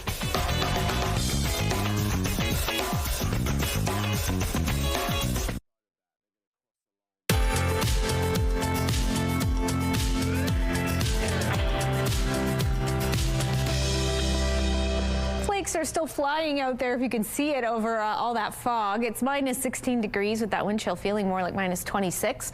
Some strong winds out of the northwest powering that snowfall at 27, gusting at times to 37 kilometers per hour. Pressure on the rise, humidity at 85%. So yes, a lot of us here in southern Manitoba are going to be dealing with a rather uniform forecast in terms of clouds, likelihood for some light snow. You can see the dense clouds there on our futurecast, while the north might deal with a little bit more in the way of sun and cloud. However, you too have a good chance of getting some snowfall associated with this low pressure system that brought us some snowfall here in Winnipeg. So what that looks like, Island Lake could start off under a mix, could likely start off with a mix of sun and cloud and then get some snowfall into the afternoon. Same goes for the rest of the region, so pockets of sunshine to enjoy. Temperatures there at minus 14 degrees for your high in Thompson, minus 16 in Gillam, minus 19 in Churchill. Much the same in the northwest, pockets of sunshine possible, mixed in with some periods of light snow or flurries. Minus 16 degrees in Opaskwayak, Cree Nation, The Paw, and Flin Flon. Minus 17 in Lynn Lake, Norway House at minus 13. Southwestern Manitoba, chillier conditions on tap for you. Your highs just at minus 16. And light snow expected off and on throughout the day with some strong northwesterly winds. We'll do much the same, but we're going to be a bit warmer. Minus 11 is much of the highs expected through much of this region is what I'm trying to say. Minus 7 is what's typical. Also, those northwesterly winds will be gusting for us as well. In northwestern Ontario, a little bit of snowfall for you, decent temperatures. However, we will be dealing with an even further plummet of that mercury into the weekend. So by tomorrow, while the snowfall is likely to last overnight, we could still see a stray snowflake or two, likely just overcast with a high of minus 12. Sunday, quite frosty, but we get some sunshine at least, so that's something to look forward to. But then Monday, we're clouding over again. Temperatures heat up a bit to minus 13. And as you can see, it's going to take until likely Thursday before we're back above seasonal. Thank you, Catherine. The RCMP Heritage Center is unveiling a new exhibit exploring the red dress movement. And as CTV's Mick Favel tells us, it's meant to bring awareness and action for missing and murdered Indigenous women and girls.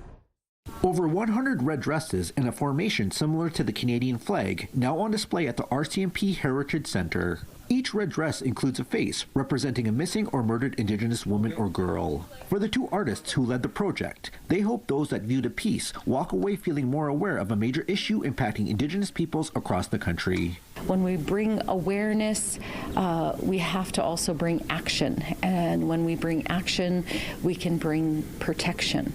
And I feel like the more people are aware of this issue in Canada, the more that people can help. Tracy George Hayes and Justine Stillborn led the Togetherness project. They received help from a number of Regina students to complete the art piece. The title of Togetherness means a lot of things, particularly among Canadians who share the same history. Whether it's, positive or negative, whether or not we are honest and truthful about that history, we still share it. And so whatever you call yourself, it doesn't have to be Canadian, but you have to recognize that we still share a history. The RCMP Heritage Center is a place focused on discovery, exploration, reflection, and reconciliation. These types of projects are a part of a strategic plan the center has in place as they continue their journey of reconciliation. It's really an honor for us to be able to facilitate and to create these programs to ensure that students are learning. Really at the core of these programs, we are hoping that we can help students see the ways in which we can all create a better future together. The creators of the exhibit hope those that view the piece see it as a memorial and as a way to move forward. I feel like the work that we've done with the RCMP is not just educating the public, but it's also educating the RCMP. It's educating the different systems from the inside. Creating relationships and conversations in a new, meaningful way. Mick Favel, CTV News, Regina. Police continued on Friday to search the former home of Andrew Mountbatten Windsor, a day after the former prince was held in custody for the best part of 11 hours on suspicion of misconduct in public office linked to his friendship with the late convicted sex offender Jeffrey Epstein. Joining us now with the latest on this is CTV's Kamil Karamali. Good morning, Kamil. Hey, good morning, Rochelle. Yeah, police said that he was released under investigation, which means that he was not charged and not exonerated, but arrested and questioned for just shy of about 12 hours yesterday on his 66th birthday, no less. Now, Andrew Mountbatten Windsor was arrested at around 8 a.m.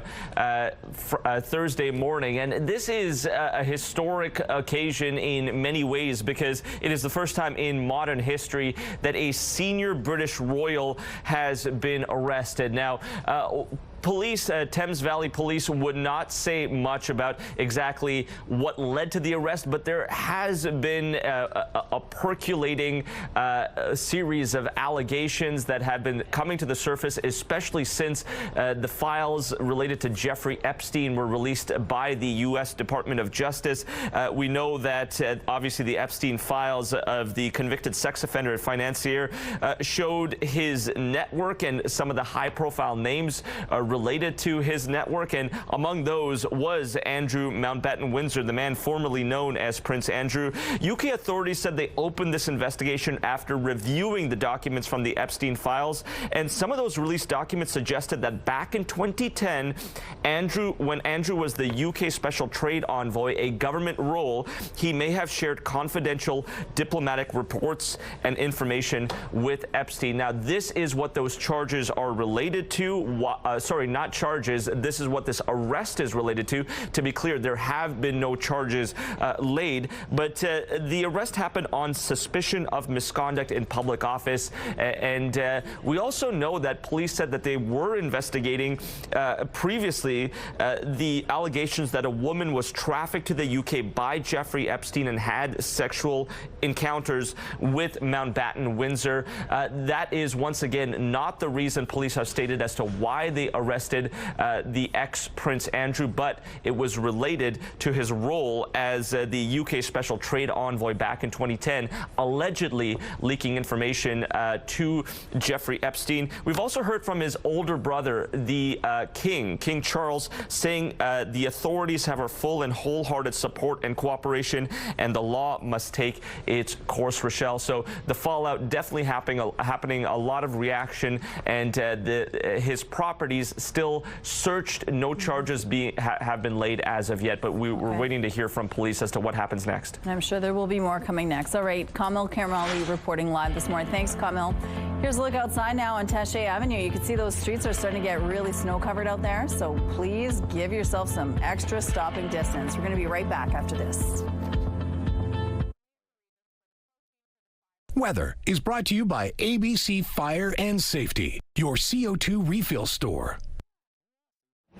Bit of a gloomy Friday ahead. Our temperature is also taking a bit of a dive. Minus 11 degrees, and that's a few degrees below what's typical. And still warmer than last year, but well off that record set back in 1930 of 6.1. That would be nice. No, we're not coming anywhere near close to that. In fact, we're going to be dealing with a good amount of snowfall throughout the day. That low pressure system still has its tentacles around the province, bringing with it periods of light snow that's currently falling. Minus 16 degrees in Winnipeg at this hour, minus 26 with the wind chill. Some strong northwesterly winds whipping the snow around at 27, gusting at times to 37 clicks. Pressure rising, humidity sits at 85%. So let's start at the northern tip of our province and work our way down, shall we? So the northwest will likely deal with some sunshine to start the day, a mix of sun and cloud, and then the chance of some flurry activity associated with this low pressure system in the afternoon. Temperatures there in the upper minus teens with some strong northwesterly winds. Reverse that for the northeast. So you're going to be dealing with sunshine into the cloud coverage in the morning, sunshine into the afternoon. I'm so sorry, sun in the morning, cloud in the afternoon. There we go. Temperatures are a little bit cooler in the low minus 20s. For us here in south central Manitoba, lots of snowfall on the way, maybe a centimeter or two. Some strong northwesterly winds, a high of minus 11 degrees, and we get a little bit more snowfall into the weekend before it clears on Sunday. Thank you, Catherine. If you play hockey or have children in the sport, you know it can be costly, especially if you need to replace expensive hockey sticks. But as CTV's Pat Foran reports, one hockey dad has found a solution. Brody, back for Nylander, shoots it. When one of the Toronto Maple Leafs breaks a stick, they skate to the bench to get a new one. Sticks often self-destruct at the wrong time, and when it happens in recreational and minor hockey games, they're expensive to replace. Where do sticks typically break? Well, honestly, they're everywhere. Everywhere. Okay. Everywhere and anywhere. Rod Daigle of Mississauga has two sons in AAA hockey. Like many parents, he was getting frustrated with his growing stick budget. When a stick costs anywhere from $380 to $450, and you need to have 3 or 4 in a season, that adds up. Most composite hockey sticks only come with a 30-day warranty. Daigle says it seemed like many would break not long after the warranty expired, so he devised a way to repair them. I received this goalie stick yesterday, asked to be repaired, and you see the shaft is snapped here, so that should be a pretty straightforward repair. Daigle says shafts are easier to fix than blades, and sometimes it's better to fuse 2 broken sticks together to create a new one, something he calls a Frankenstick. Rather than, toss them in the landfill, I'm actually able to make new sticks that are affordable and usable and nearly as light as the original. He started out helping his sons, but now has a small business, Stick Medic, repairing sticks often for recreational players. He has his own method using resin, composite fibers, and a steady hand. He charges about $80 for a repair and says he guarantees it won't break in the same place. Families are getting tired of the breakage and short lifespan of these highly expensive sticks. Daigle is not sure how big his business will grow, but says it's good to let players know they have options. So if you have an expensive broken stick, you may be able to repair it and get it back in the game. Pat Foran, CTV News. Manitoba's Sports Hall of Fame exhibit is truly spectacular. And if you want to support it yourself, we have the perfect idea for you at home. Shani Lansard joins us. He is the curator of this exhibition. Thank you so much for being here. Hi, Ainsley. Yeah, we are preparing for the Winnipeg Whiskey Fest that's coming up on March 6th and 7th. It's one of our biggest, but actually is our biggest fundraiser to support the efforts that we do here at the Hall of Fame. It provides us with funding to promote our exhibits and to develop exhibits and outreach, and also for the important recognition that we do here for the Hall of Fame members. And walking around, you see the intricate details. Tell us a little bit about what it's supporting when it comes to the people behind it all. Right. Well, one of the things that all of these great achievements and things that are recognized here is the people behind those accomplishments, and we notice all these connections with different people from different communities, and it's about trying to acknowledge and support those community members that have really been outstanding and are inspiring to everybody in those communities and to everybody across Manitoba. So it's really important to acknowledge that and showcase it in the best possible light so that people can appreciate it. Before we wrap up here, why should someone support a fundraiser like this? Where else is it allocated? Well, it's allocated to supporting our staff and our exhibition development, as I mentioned, and as well to our outreach with honor members and continuing programming, as well as educational work that we try and do in terms of getting people to know more about sport. A whiskey festival sounds like a lot of fun. One more time, when's it happening? How can I get those tickets? March 6th and 7th, and you can go to the Winnipeg Whiskey Festival website, or you can find a link to it on the Hall of Fame website. Thank you so much. We'll have a link on our website as well. This report is brought to you by Sport Manitoba, growing sport, wellness, and community. Hello there, Kara Wagland in the Sports Center newsroom with your must-see moment from Thursday. And for it, we head to Cleveland, where the Cavs were hosting the Nats first quarter. Cavs running the floor, James Harden. Lobs it up for Donovan Mitchell, who throws it down over the defender. Harden not even looking Mitchell's way. Cleveland's new backcourt duo putting on a little showtime for your must-see moment from Thursday. And coming up Friday on TSN, you can see men's NCAA basketball. We have VCU taking on St. Louis. Coverage for that one gets underway at 7 Eastern, 4 Pacific. That's all for now from Sports Center. Have a great day.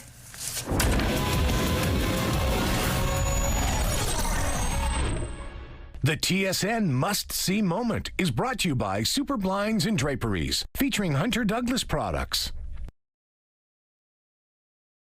It's Friday, February 20th. Hospital security, the province's latest efforts to keep ahead of safety challenges at our largest health facilities, and why some are questioning the timing of this initiative. Searching for evidence, homes of the former prince are under continuing police scrutiny. How his alleged ties to Epstein are motivating the investigation. And playing to type. Creativity is the key as this artist uses retro technology to create some uniquely modern masterpieces. Your Morning Winnipeg starts right now.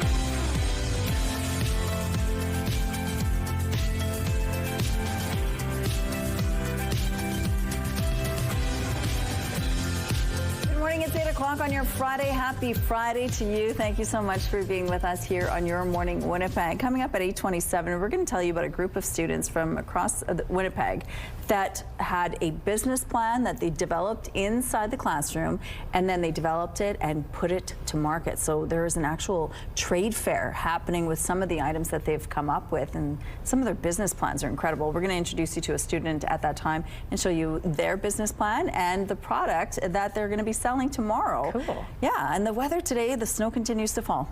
Yes, Mother Nature is in the business of selling us snow, I guess, because we've had this low pressure system really persistent through the last couple of days, dropping some snow, never that big dumping that we were expecting, but light snow certainly continuing, did so overnight and is this hour. Paired with some strong northwesterly winds, it could cause some issues on your drive. Temperatures chilly to kick us off on Friday at -16, with that wind chill feels closer to -20 26. Pressure's rising, humidity at 85%. So yes, it does sort of make my job easy now that all of Manitoba is feeling the effects of this Montana low. You could see a good amount of cloud coverage here, with it that light snowfall, and to the north as well, cloudy to kick off the day.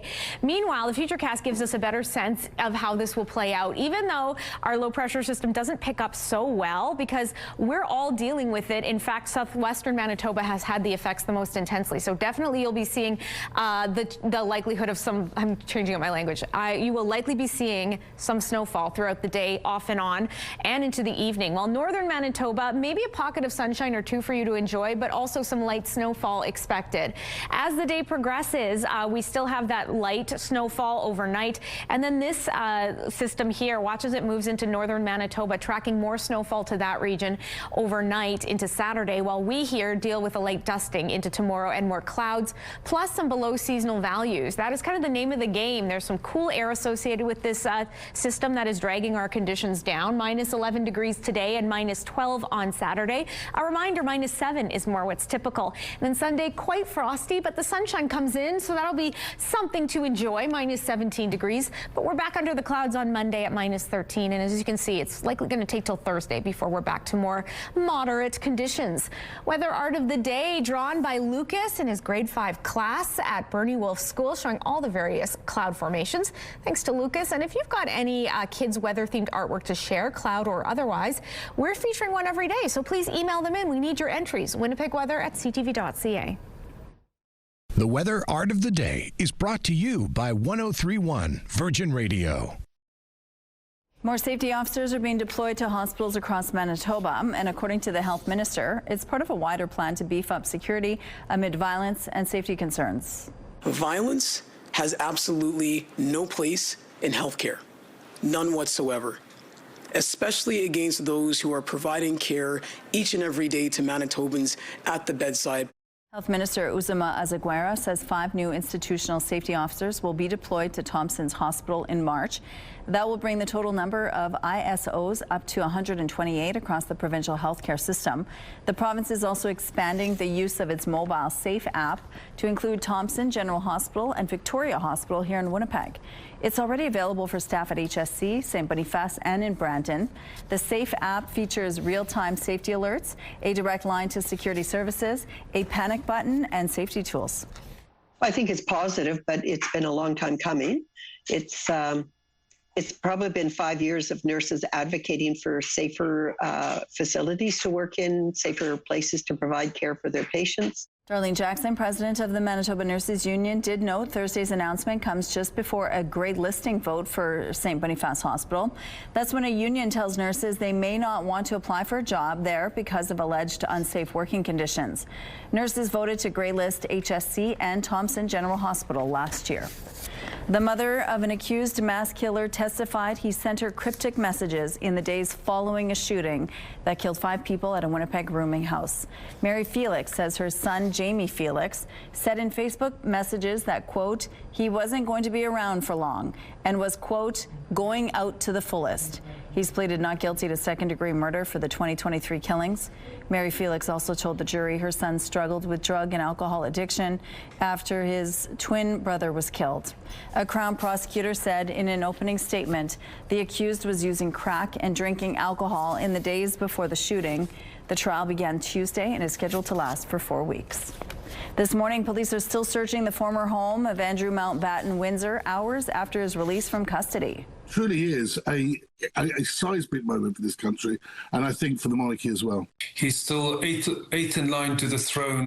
The former prince and king's brother can be seen in this video leaving a police station. He was held for 11 hours after being arrested on suspicion of misconduct in public office. Police say they're looking into allegations raised in the Epstein files that Andrew passed on documents to Epstein during his time as trade envoy. Andrew has always denied any wrongdoing, and he has not been charged with anything. He was released under investigation. A number of unmarked vehicles have been arriving at Royal Lodge this morning as the investigation continues. A picture is worth 1,000 words and sometimes more. This is James Cook. Cook creates one-of-a-kind pictures all on a typewriter. Cook not only creates an image, he weaves stories and messages into the pieces he's created. It's gorgeous.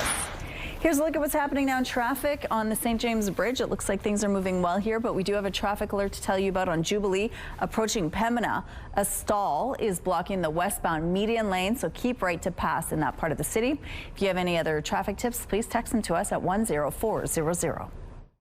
Traffic is brought to you by Mr. Lube Plus Tires. Open late, ready when you are. Let's go back now to Ainsley McPhail, who's live, telling us all about the wonderful wedding show and what's on this weekend at the show. Good morning. Good morning. You might be able to sample your very own late night snack with tons of options at the wonderful wedding show. Tess is joining me once again. So set the scene for us. We're under the twinkly lights and many options here. Yeah, so this is our wedding backyard bistro. So when you come to the wedding show, you can get a sampling as to the variety of different options in addition to catering that you can have for your big day. We've got food trucks, we've got boxed bar, which we've got Wallaby Cafe, we've got mini donuts, anything you can possibly think of, you can have here. So you can talk to these vendors about being at your wedding, different fun options they can have, as well as have a nice tasty snack. And giveaways. I love this because you can only get that if you come here. Yes, so we've got some great giveaways. $45,000 wedding is going to be announced this Sunday at 3 o'clock before the final fashion show. We strongly recommend come down, visit all of the booths, enter this giveaway at our Virgin Radio booth. You can win a $45,000 giveaway as well as a honeymoon giveaway. So in terms of that honeymoon giveaway, you got to come to the show. You got to visit Sunshine Travel booth. They'll have a code word for you to enter online, and the winner will be announced next week. That's going to be a full paid 7-day trip to Cancun. I wish I was going. No kidding. I want you to say the price of that wedding you could win out loud one more time. Price of that wedding, $45,000 dream wedding giveaway. Oh, amazing. Wouldn't that be amazing? Okay. Also, a lot of people do tent weddings too, so you can kind of mix it up with the options here. Definitely. So in terms of options, we've got venues, as you said, tent weddings. So a lot of our rural Manitobans want to take advantage of their amazing properties and surrounding properties that can host tent weddings. So we've got groups. So this lovely frame here with lighting is from Majestic Event and Rentals. They're spectacular. And over here, we have Endless Event Group. They are a spectacular group that do everything from tents, wedding planning, everything in between. They are a one-stop shop. Come visit them at the wedding show and see for yourselves the different options they can put together for you. Oh, it's just after 8 o'clock, but romance is in the air, Manitoba. Come to the wonderful wedding show. Thank you, Ainsley. For nearly 3 decades, a group of Ontario auto workers has deepened their bond by giving back. CTV's Chris Campbell shows us how. 700. 700. Yeah. 700. They meet for burgers and beers, then roll up their sleeves. The group calls itself Blood Burgers and Beers, but it didn't start that way. When I got into Chrysler's, they offered a program where they would cover us to go donate blood. And so I started donating on my own to go, hey, let's donate together. So we started donating together. We slowly recruited new people, and that's how it started. Back then, working midnights, they called themselves Blood and Breakfast. Even as shifts changed, clinics closed, and donations took them on the road to Chatham and Kingsville, they kept showing up. We've been doing it for almost 30 years, which is crazy. I never would have thought it. And it's a good time to socialize and catch up with the guys. What began as co-workers has become family. It's just the friendship, right? Like you build this up over all these years. This is family for us because we spend so much time together working in the factory. There's even a little incentive for first-timers. To get a new guy in, they got to know that when they come for the first time, they are paying for the lunch. So we know they'll come back for their free lunch. But beyond the laughs, the impact is serious. So just at the end of January, that last cold spell, we lost 1,500 donations across the country. So the need is constant. Canadian Blood Services says winter disruptions can quickly shrink supply, making dedicated groups like this one especially valuable. It's fantastic. We appreciate support from groups like that, and I think it's a great way to give back to your community and have a little fun while you're doing it. And the guys aren't done yet. Well, I'm looking forward to 1,000. I want to hang in there to 1,000. 1,000 donations, 7 or 8 more years, plenty more burgers and beer, and a lot more lives helped along the way. Chris Campbell, CTV News. It's looking a little bit dreary to start off our Friday, and chilly as well. Minus 17 degrees with that wind chill. Feels more like minus 28. Some snowfall out there, powered by some northwesterly winds at 28 kilometers per hour. Pressure rising, humidity at 83%. Yeah, snowy day ahead, much the same as what we've been seeing the last couple. Care of that low pressure system that's been sprinkling snowfall throughout Manitoba. You can see a good amount of cloud coverage as well to kick us off. Meanwhile, our temperatures are starting to creep below seasonal. So for us today, that looks like minus 11 degrees. Minus 7 is more what's typical. Winds will be decent out of the northwest at 30 kilometers per hour with those periods of light snow. They could last overnight. Not a ton of accumulation likely with this snowfall, but still it will be a little bit soggy. Chilly overnight lows of minus 18. Factor in that wind chill, could feel upwards of minus 25 at times. Winds losing a little bit of gusto out of the northwest at 20 kilometers per hour. Into tomorrow, chillier still, slight chance of some flurry activity. Cloudy though is very much a likelihood. Winds a little bit lighter out of the northwest at 20 kilometers per hour. From there, we get the sunshine back on Sunday. With it, some cool temperatures. Minus 17 is our high. And then by Monday, we do get a little bit of recovery with that temperature, but nowhere near typical for this time of year with lots of cloud coverage. On Tuesday, more of a mix of sun and cloud, cloudier into the afternoon, a 60% chance of flurries or snow, minus 9 degrees. And then by midweek, the sun shines back and we're starting to return to more seasonal February values. Just ahead, we're having a conversation in honor of Black History Month. Don't go anywhere.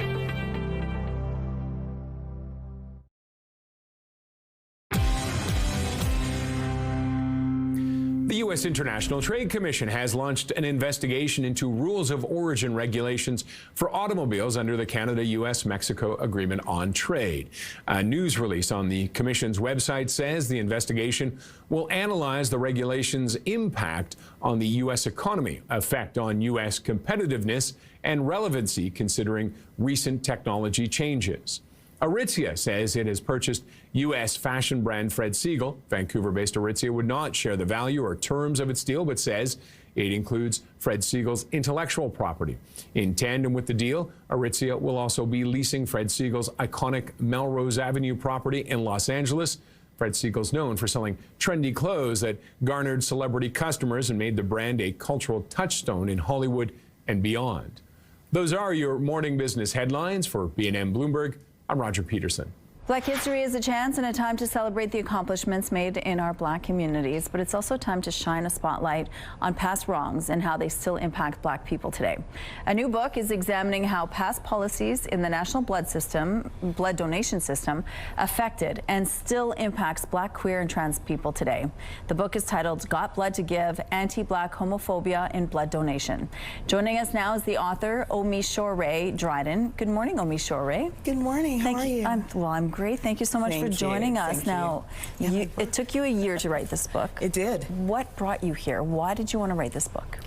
You know, I came to this book, I was working at a university in Ontario, and I had young queer and trans students coming to me saying, there's a problem with blood donation.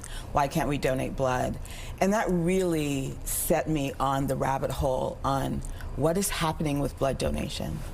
And what I found at that point was blood donation, in order to keep our blood safe, it's important to implement risk assessments, right? Risk assessments. Right. But the risk assessments that were put into place weren't focused on behavior, they were focused on people. And whenever we start targeting specific groups of people, we're no longer practicing risk. We're engaging in stereotypes and stigma, and ultimately longer harm. Okay. And so this is what I was finding out when I started my exploration into that rabbit hole. And how far back did you go, and when did you first notice this? Right, so I wanted to look at the whole blood donor practice from the first blood donor clinic in 1940 up until what was happening at that time and even today. Okay. And what I noticed was that this focusing on specific groups of people was embedded right from the very first donor clinic, when Black people and people of color, their blood, when it was collected, was not used for white people, even though there was no science that would support, oh, Black and white blood isn't compatible. Even at that time in 1940, they had the science, but the policy The protocol was to segregate the blood based on the donor. And then we see through the Canadian Red Cross Society, especially in response to AIDS at the time and what we knew, the focus was, well, it must be gay people, it must be Haitian people, it must be people who are hemophiliacs. But that was, even as the science was developing, those protocols did not change. So we go into Canadian Blood Services now, 1998, and we see now that it's not Haitian people so much, but it is Black people and now anybody born in or lived in Africa. Now, I did have white people who were born in and lived in Africa say, I was born in Africa, but I'm still allowed to donate blood. Wow. But there were also just Black people saying, I wasn't born in Africa, but I'm not allowed to donate blood. When we focus on particular groups of people, we're not engaging in the best risk assessments. And as much as Canadian Blood Services and others would like to say they're following the science, even the science at that time didn't support those kinds of broad-reaching protocol decisions. So things have somewhat improved, but there's still some shortfalls. Your book is calling for an apology. Absolutely. You know, Canadian Blood Services made somewhat of an apology to the queer community, but it has not come out to publicly acknowledge the ways in which it has engaged in anti-Black racism through these donor protocols. Always kind of, you know, the excuse of we were just following the science. And as we know, science has been used to do harm, and science has been used to do good, and they were following science that was doing harm. Got Blood to Give. We're almost out of time. Yes. You're doing a book talk today. Where can people see you? It's with Doctors Manitoba. Thank you for that. If you go on their website, you'll see where it's located. I'm looking for it. And if you're there, come say hi. We have books. I'd love to meet you. Okay, and this, you could buy the book at any bookstore right now as well. Thank you so much for sharing this with us, and congrats on the book. Thank you. I appreciate it. Thank you. Oh my goodness, what a fascinating interview. Love these conversations we're having for Black History Month, so excited to pick up that book as well. A good day to hunker down with a book, because as you can see, it's snowy, a little bit chilly out here, minus 17 degrees with that wind chill, feels more like minus 28. Some light snowfall here in Winnipeg. It's eased a touch since last hour. Winds out of the northwest, pressure rising, humidity sits at 83%. So likely some snowfall activity coming to northern Manitoba. In fact, some areas have already seen the flakes fly this morning, areas specifically in the northeast. It should taper off later today, leaving behind a little bit of sunshine, while the northwest will contend with some flurry activity into the afternoon and the sunshine in the morning. Reversing course there. Temperatures are reaching highs in northern Manitoba in the mid to upper minus teens, by the low minus 20s to very northerly corners. For us here in the south, light snow expected off and on throughout the day. Temperatures for us in Winnipeg minus 11 when minus 7 is what's typical. Strong northwesterly winds at 30 clicks. West Man, you'll be very similar. However, temperatures quite a bit cooler at minus 15 degrees with that prolonged snowfall. That should carry on into tonight as temperatures take a dip in Winnipeg to minus 18. And tomorrow, maybe a few drags of this system still remaining with a bit of snowfall, but likely cloudy with a cooler day ahead. Here's your Skywatch picture of the day. Take it in Whitemouth, enjoying the sunshine. Let's enjoy a break now, shall we? Don't go anywhere. Weather is brought to you by Canadian Footwear, helping you find the perfect fit.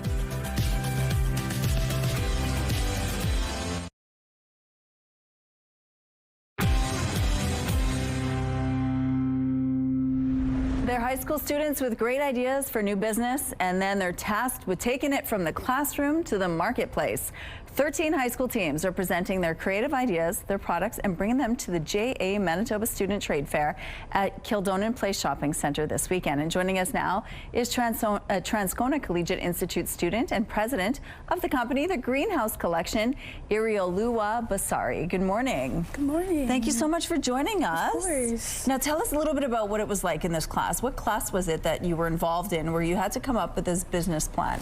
This is Junior Achievement, and we were a group of students from grade 9 to 12. We meet every Thursday, and then we come up with business ideas. We talk to each other, see what we want, maybe the need in the community, what the community wants, what we want to do. And then after like 3 to 5 weeks, we come up with a product and we put that into plan. And so you came up with this product. Tell us a little bit about what this is. So these are seed bombs. Seed bombs. Bombs, okay. Yes, they're made to make planting easier and quicker, and also for beginners, people who aren't really, you know, used to planting or not so excited about it, something easier and something that looks good for them. So we're looking at it in a really close-up shot right now. This is paper, yep, right? And inside the paper is our seeds. And you could see it's already growing here. What is this plant? This one's parsley. Okay. Yeah. And so this is meant for gardening to be super easy for people, super right? Easy. Just put it in there and it grows and sprouts, and just water it, check on it a bit. And that's it? Yeah. Why did you want to do this? Well, we saw that there are a lot of people who care about the environment, right? We see people like, oh, you know, they want more things in the environment to make it easier to plant. So we decided that what better idea than to make it look good and to also help. And you know, like maybe kids, you know, it can be easier for them. And we have a lot of siblings. I know in our group, like we're like high school students, you know, we have. So I think that was just the main idea, yeah. And so you came up with this plan, you made the product. What have you learned from this whole process? Ooh, I think planning and making an idea takes time. Like, it's not something you can just rush to. Yeah. You know, mistakes happen, and like it's really hard to, you know, there's like different students, right, from different backgrounds, and everyone has their own lives going on. Try and like make everything work for everybody. I think that, and just learning to accommodate people's lives while being a good leader, I think I learned that. That is so cool. Okay, and so there's actually a trade fair happening at Kildonan Place Mall this weekend. There's going to be your product, obviously, and so many other products that people can actually purchase. Tell us a little bit about what people can expect there tomorrow. Oh, it's really exciting. I honestly look forward to it. This is my 3rd year, so I've seen like so much trade fair booths and what everyone looks like. It's so exciting to see everyone's effort. But I know there are companies like with books. I know there's coasters, cutting boards, aprons. I know everyone's like, this year everyone's really, like the ideas are really big and it's really exciting. Like it makes it so like worth a while. Like, oh, I want to see what everyone's doing and stuff. It's really exciting to see what all these high school students come and do in their free time. And you can purchase this? Yes, you can. Okay, and what do you plan to do with your business model after all this is over? We're donating 10% to Trees Winnipeg. Oh, that's wonderful. You know, to plant more in our urban areas and to show community impact as what this is. Okay. And well, thank you for sharing this with us, and congratulations on this product. If you want more information, we have a link on where and when it's happening exactly. Thank you. Here's a look outside right now at Confusion Corner. You can see that snow continues to fall, and it's creating quite a bit of buildup on the streets. We're going to take a break. We'll be right back.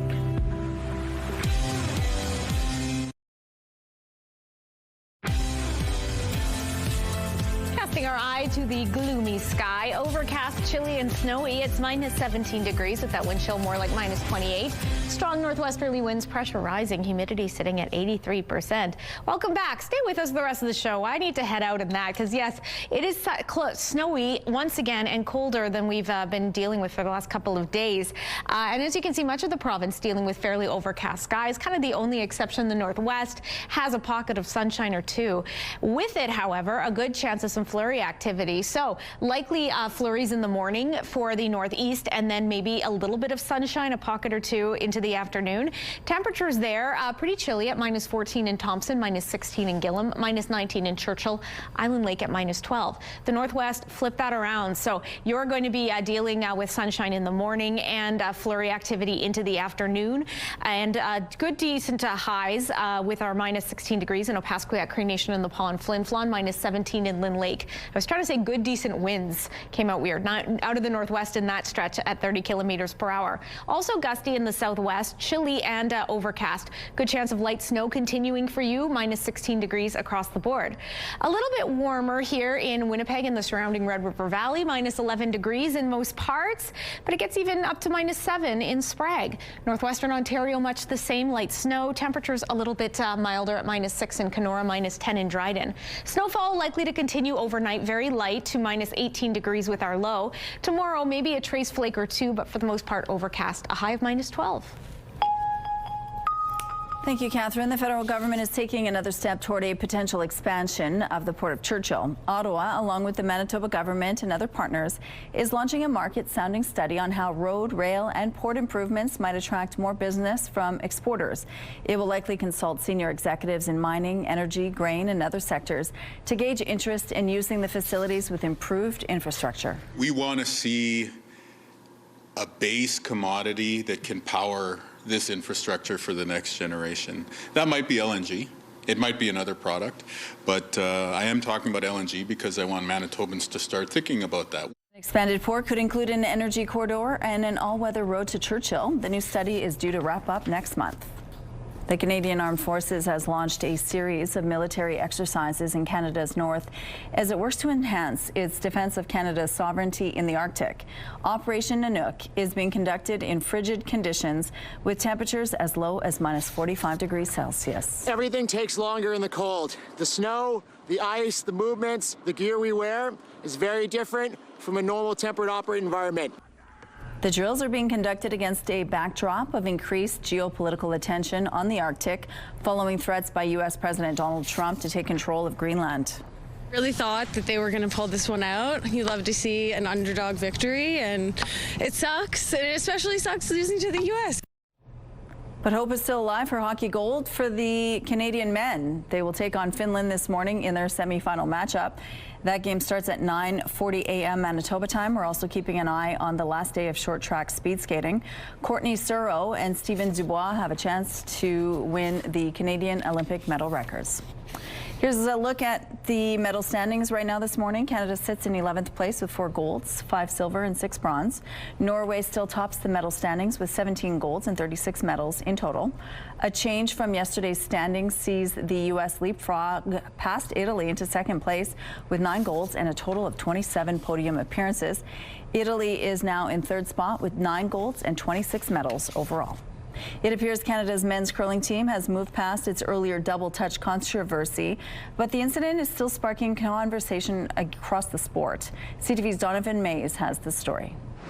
Thousands of rocks are making their way down the ice at the Cali Curling Club for this year's National University and Collegiate Championships. But how many have been double touched? Have you ever double touched your rock? Can't say that I have. I don't want to say yes, but you get have a few where the finger drags. If I did it, it's probably not helping at all. I'd probably make it drastically worse. A lesser-known rule pushing curling into the headlines earlier this week. It states any touching of the stone after delivery between the tee line and opposite hog line results in the removal of the rock from play. At the Olympics in Italy, Canadian third Mark Kennedy accused by Team Sweden of poking a stone after it was delivered. The controversy continuing after Canada's Rachel Homan and Britain's Bobby Lammy each had stones removed from play for violations. I'm sure when you're in the zone and you're throwing like that, you don't. I mean, if I think I throw something well, I don't pay any attention to what my hand's doing. I'm sure I've grazed granite before. Your hand comes off really gently, sometimes aggressively, so it's always possible. 2012 Scotties champion and current University of Alberta coach Jessica Admonson says most curlers aren't focused on grazing rocks after delivery. It's not even a discussion for us. I think it could have been an accident, it could have been, I don't know, but it's not something we even think about. Curlers agree, however, the story has been good for the sport. Maybe it doesn't look the best for Canada, but it's bringing a ton of attention to the sport, and I think it's making people excited and interested. That's certainly given curling a center stage position, which is kind of fun to see. It's nice. Everyone's talking about curling, so I love seeing the memes too. I think it's hilarious. So, no, we really enjoyed it. Donovan May, CTV News, Regina. Here's a look at what's happening now in traffic along Portage Avenue at Polo Park. Things appear to be moving well in this part, but you can see that snow is really maybe affecting the visibility in some parts of the city. Here's a look at your gas prices. The Canadian average is $1.31. The provincial average is $1.21. In Winnipeg, the average is $1.22. And the lowest price in the city is $1.11. All this info is on gasbuddy.com. It's time now for your answers to our question of the day. Today is National Love Your Pet Day. We asked, why do you love your pet? A Your Morning viewer shared a picture of Alma. They adopted her from Animal Services after losing their German Shepherd, Lad. She is fast becoming their Pomeranian's best friend. Darlene sent a picture of Tika. She's relaxed when they are, energetic when they are. What a great family pet she's been. Peter says we love our pets because not only are they our best buddies, they are their own best buddies. Natalie shared we love Kimmy on the left and Boo on the right just because they are cute and very snuggly. Sheldon is telling us that Gus the Muss is one of the best looking dogs around. He is very loved. Stacy's answer is, this is my baby Mitzi. She's 15 years old. She loves to wake me up at 5-6 a.m. every day to eat. She also loves to eat chips. I love Paige, shared Marlene. A viewer texted, these girls are loving and amazing, always showing love when you need it the most. Black Collie is Shammy. Shawini is Molly. And Tony shared, this is Wally, my best buddy ever. If he sees the camera, he has to be in the picture. Happiest dog ever. Thank you so much for your responses. We love those pictures too. 5 firefighters in Edmonton are braving the cold to raise money for muscular dystrophy. Despite temperatures dropping as low as -28, they say they're trying to put the fun in fundraising. CTV's Matt Woodman reports. Morale's high, even though the temperatures are low. After signing up for 57 hours of rooftop camping, 5 Edmonton firefighters needed something to do to pass the time besides downing donuts. They say cops like donuts. And getting some sleep. Welcome to Mike's Mansion. So the guys got creative. Tippy tappy, oi, oi, oi! Tippy tappy, oi, oi, oi! Tippy Tap is like God here. It rules all of our decisions. Essentially hand hacky sack. Oh, big one. The first one to drop this homemade ball 3 times. What's that ball made of? Ready? Tape. Duct tape. Well, just duct tape. A sock, I think. Is stuck doing chores. Change the garbages or wake up early for an interview or whatever the chore might be. Did you lose Tippy Tap? Is that why you're... You know what? This one I volunteered for, but I've definitely lost my fair share of Tippy Tap. While they bounce the ball around, they're also bouncing ideas off one another for their next video. Some good, some not so good. In the lead up to this fundraiser for muscular dystrophy, each fire station created countdown videos. The fire crews get really involved with it, and it really helps us gain traction for the event. You may recognize some from sitcoms. Parkour! Station 10 recreated the parkour scene from The Office, all in hazmat suits. That was hilarious. Extreme! Parkour! Parkour! Others are based on movies. I was in the Station 19 video where we recreate the driving scene from Step Brothers. I was the son in the back seat. He's got eyes of the bluest sky. Do you have the pipes to pull off the sun in the back seat? I hate to look into those eyes. Absolutely not. We completely lip synced that, obviously. But one based on a Miley Cyrus song really brought the house down. I have to say I have to go with the fellows back at Station 1. It's raining men. Hallelujah, it's raining men. The Wrecking Ball video. I came in like a wrecking ball. That caught everyone off guard, completely out of left field. You can find your favorite and donate to the cause by visiting their Instagram. Just search EDM Fire Muscular Dystrophy. Matt Woodman, CTV News, Edmonton.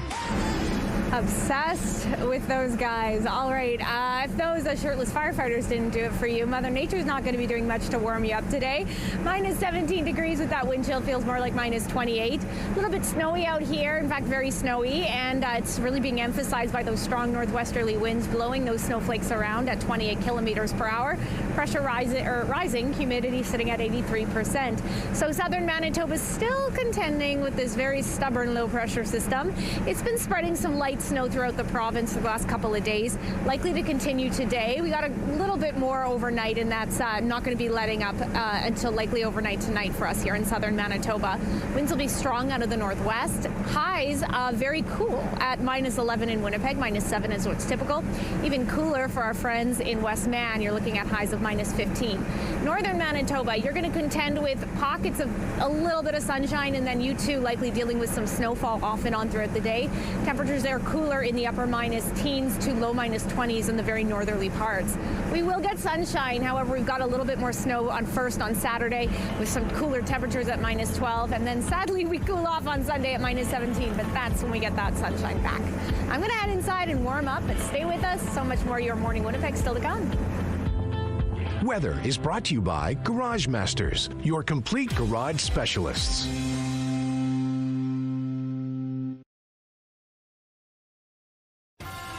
Have a news tip?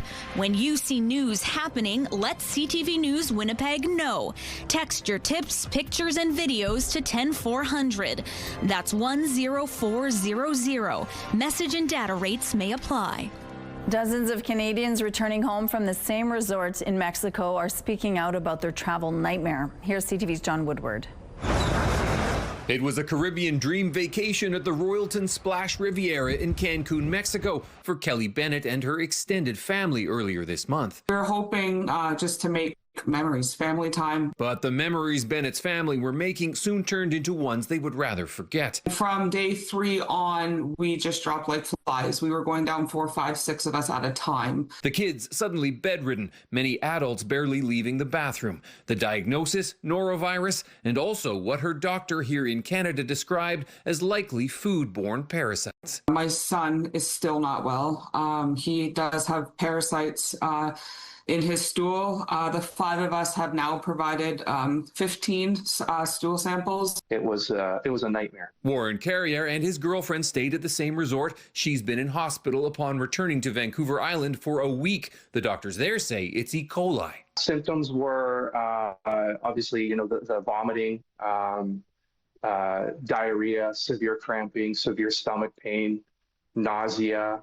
Both groups say they talked to many more Canadians in that situation. If the food handling safety is not being maintained, it's a recipe for disaster. Wayne Smith of Toronto Metropolitan University's Institute for Hospitality and Tourism says issues in Cuba and the United States are pushing Canadians to vacation more in Mexico. Last year, 2.8 million Canadians went to Mexico. I think this is the type of news they don't want. The hotel didn't respond to questions from CTV News. Public health doctor Isaac Bogosh says these outbreaks do happen from time to time and says Canadians shouldn't trust what they eat there the way they do here. Boil it, peel it, cook it, or forget it.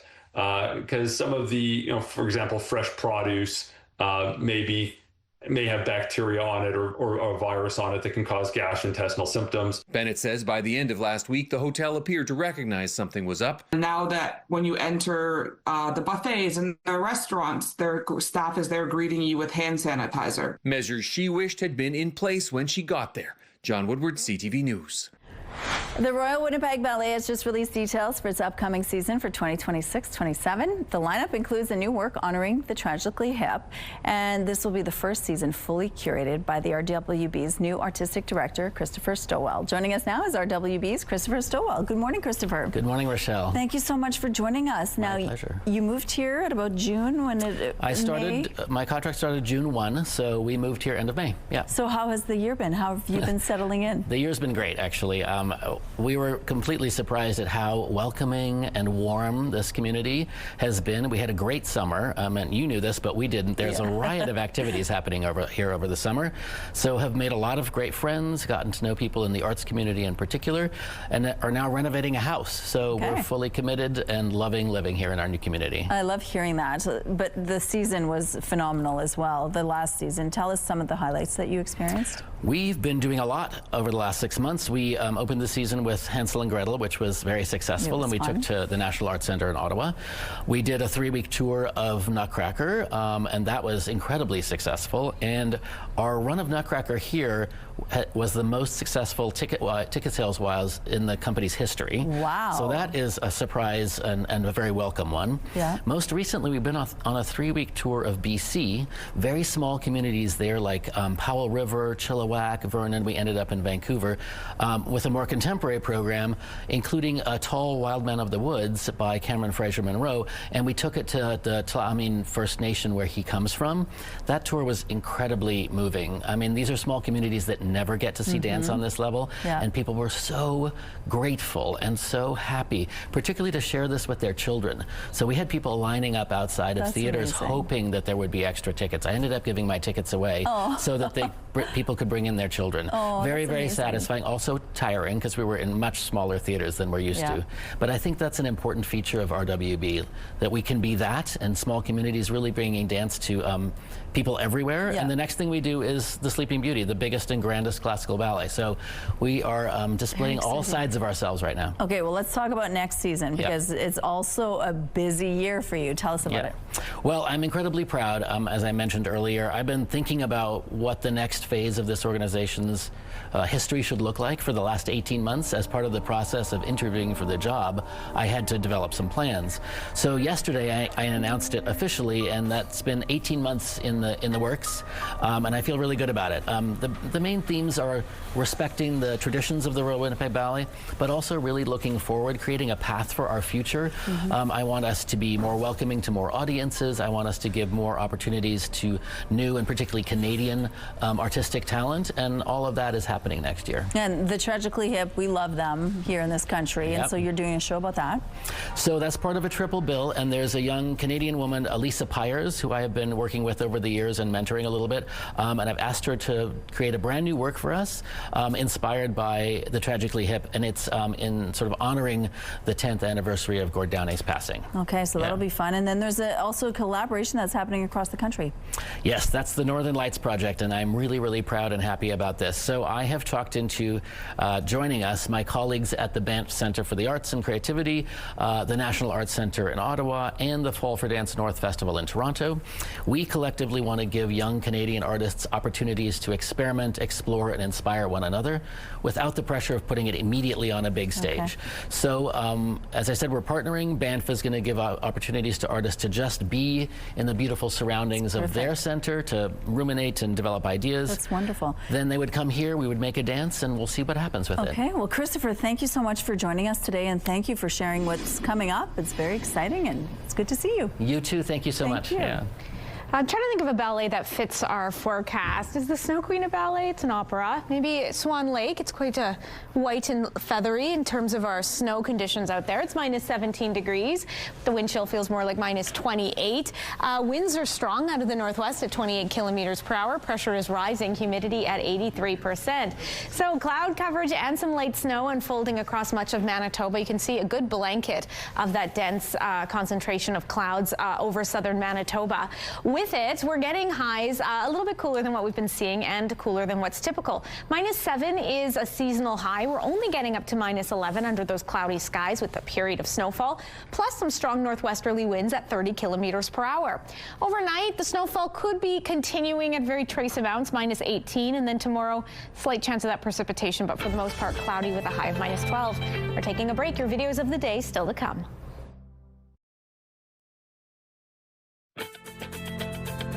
Rooftop arrangements provided by Lacoste Garden Center. Salon services provided by Essentique Spa Salon. Well, before we say goodbye this Friday, we're going to show you some fun video. We start off with Kung Fu robots out of China. Oh, no.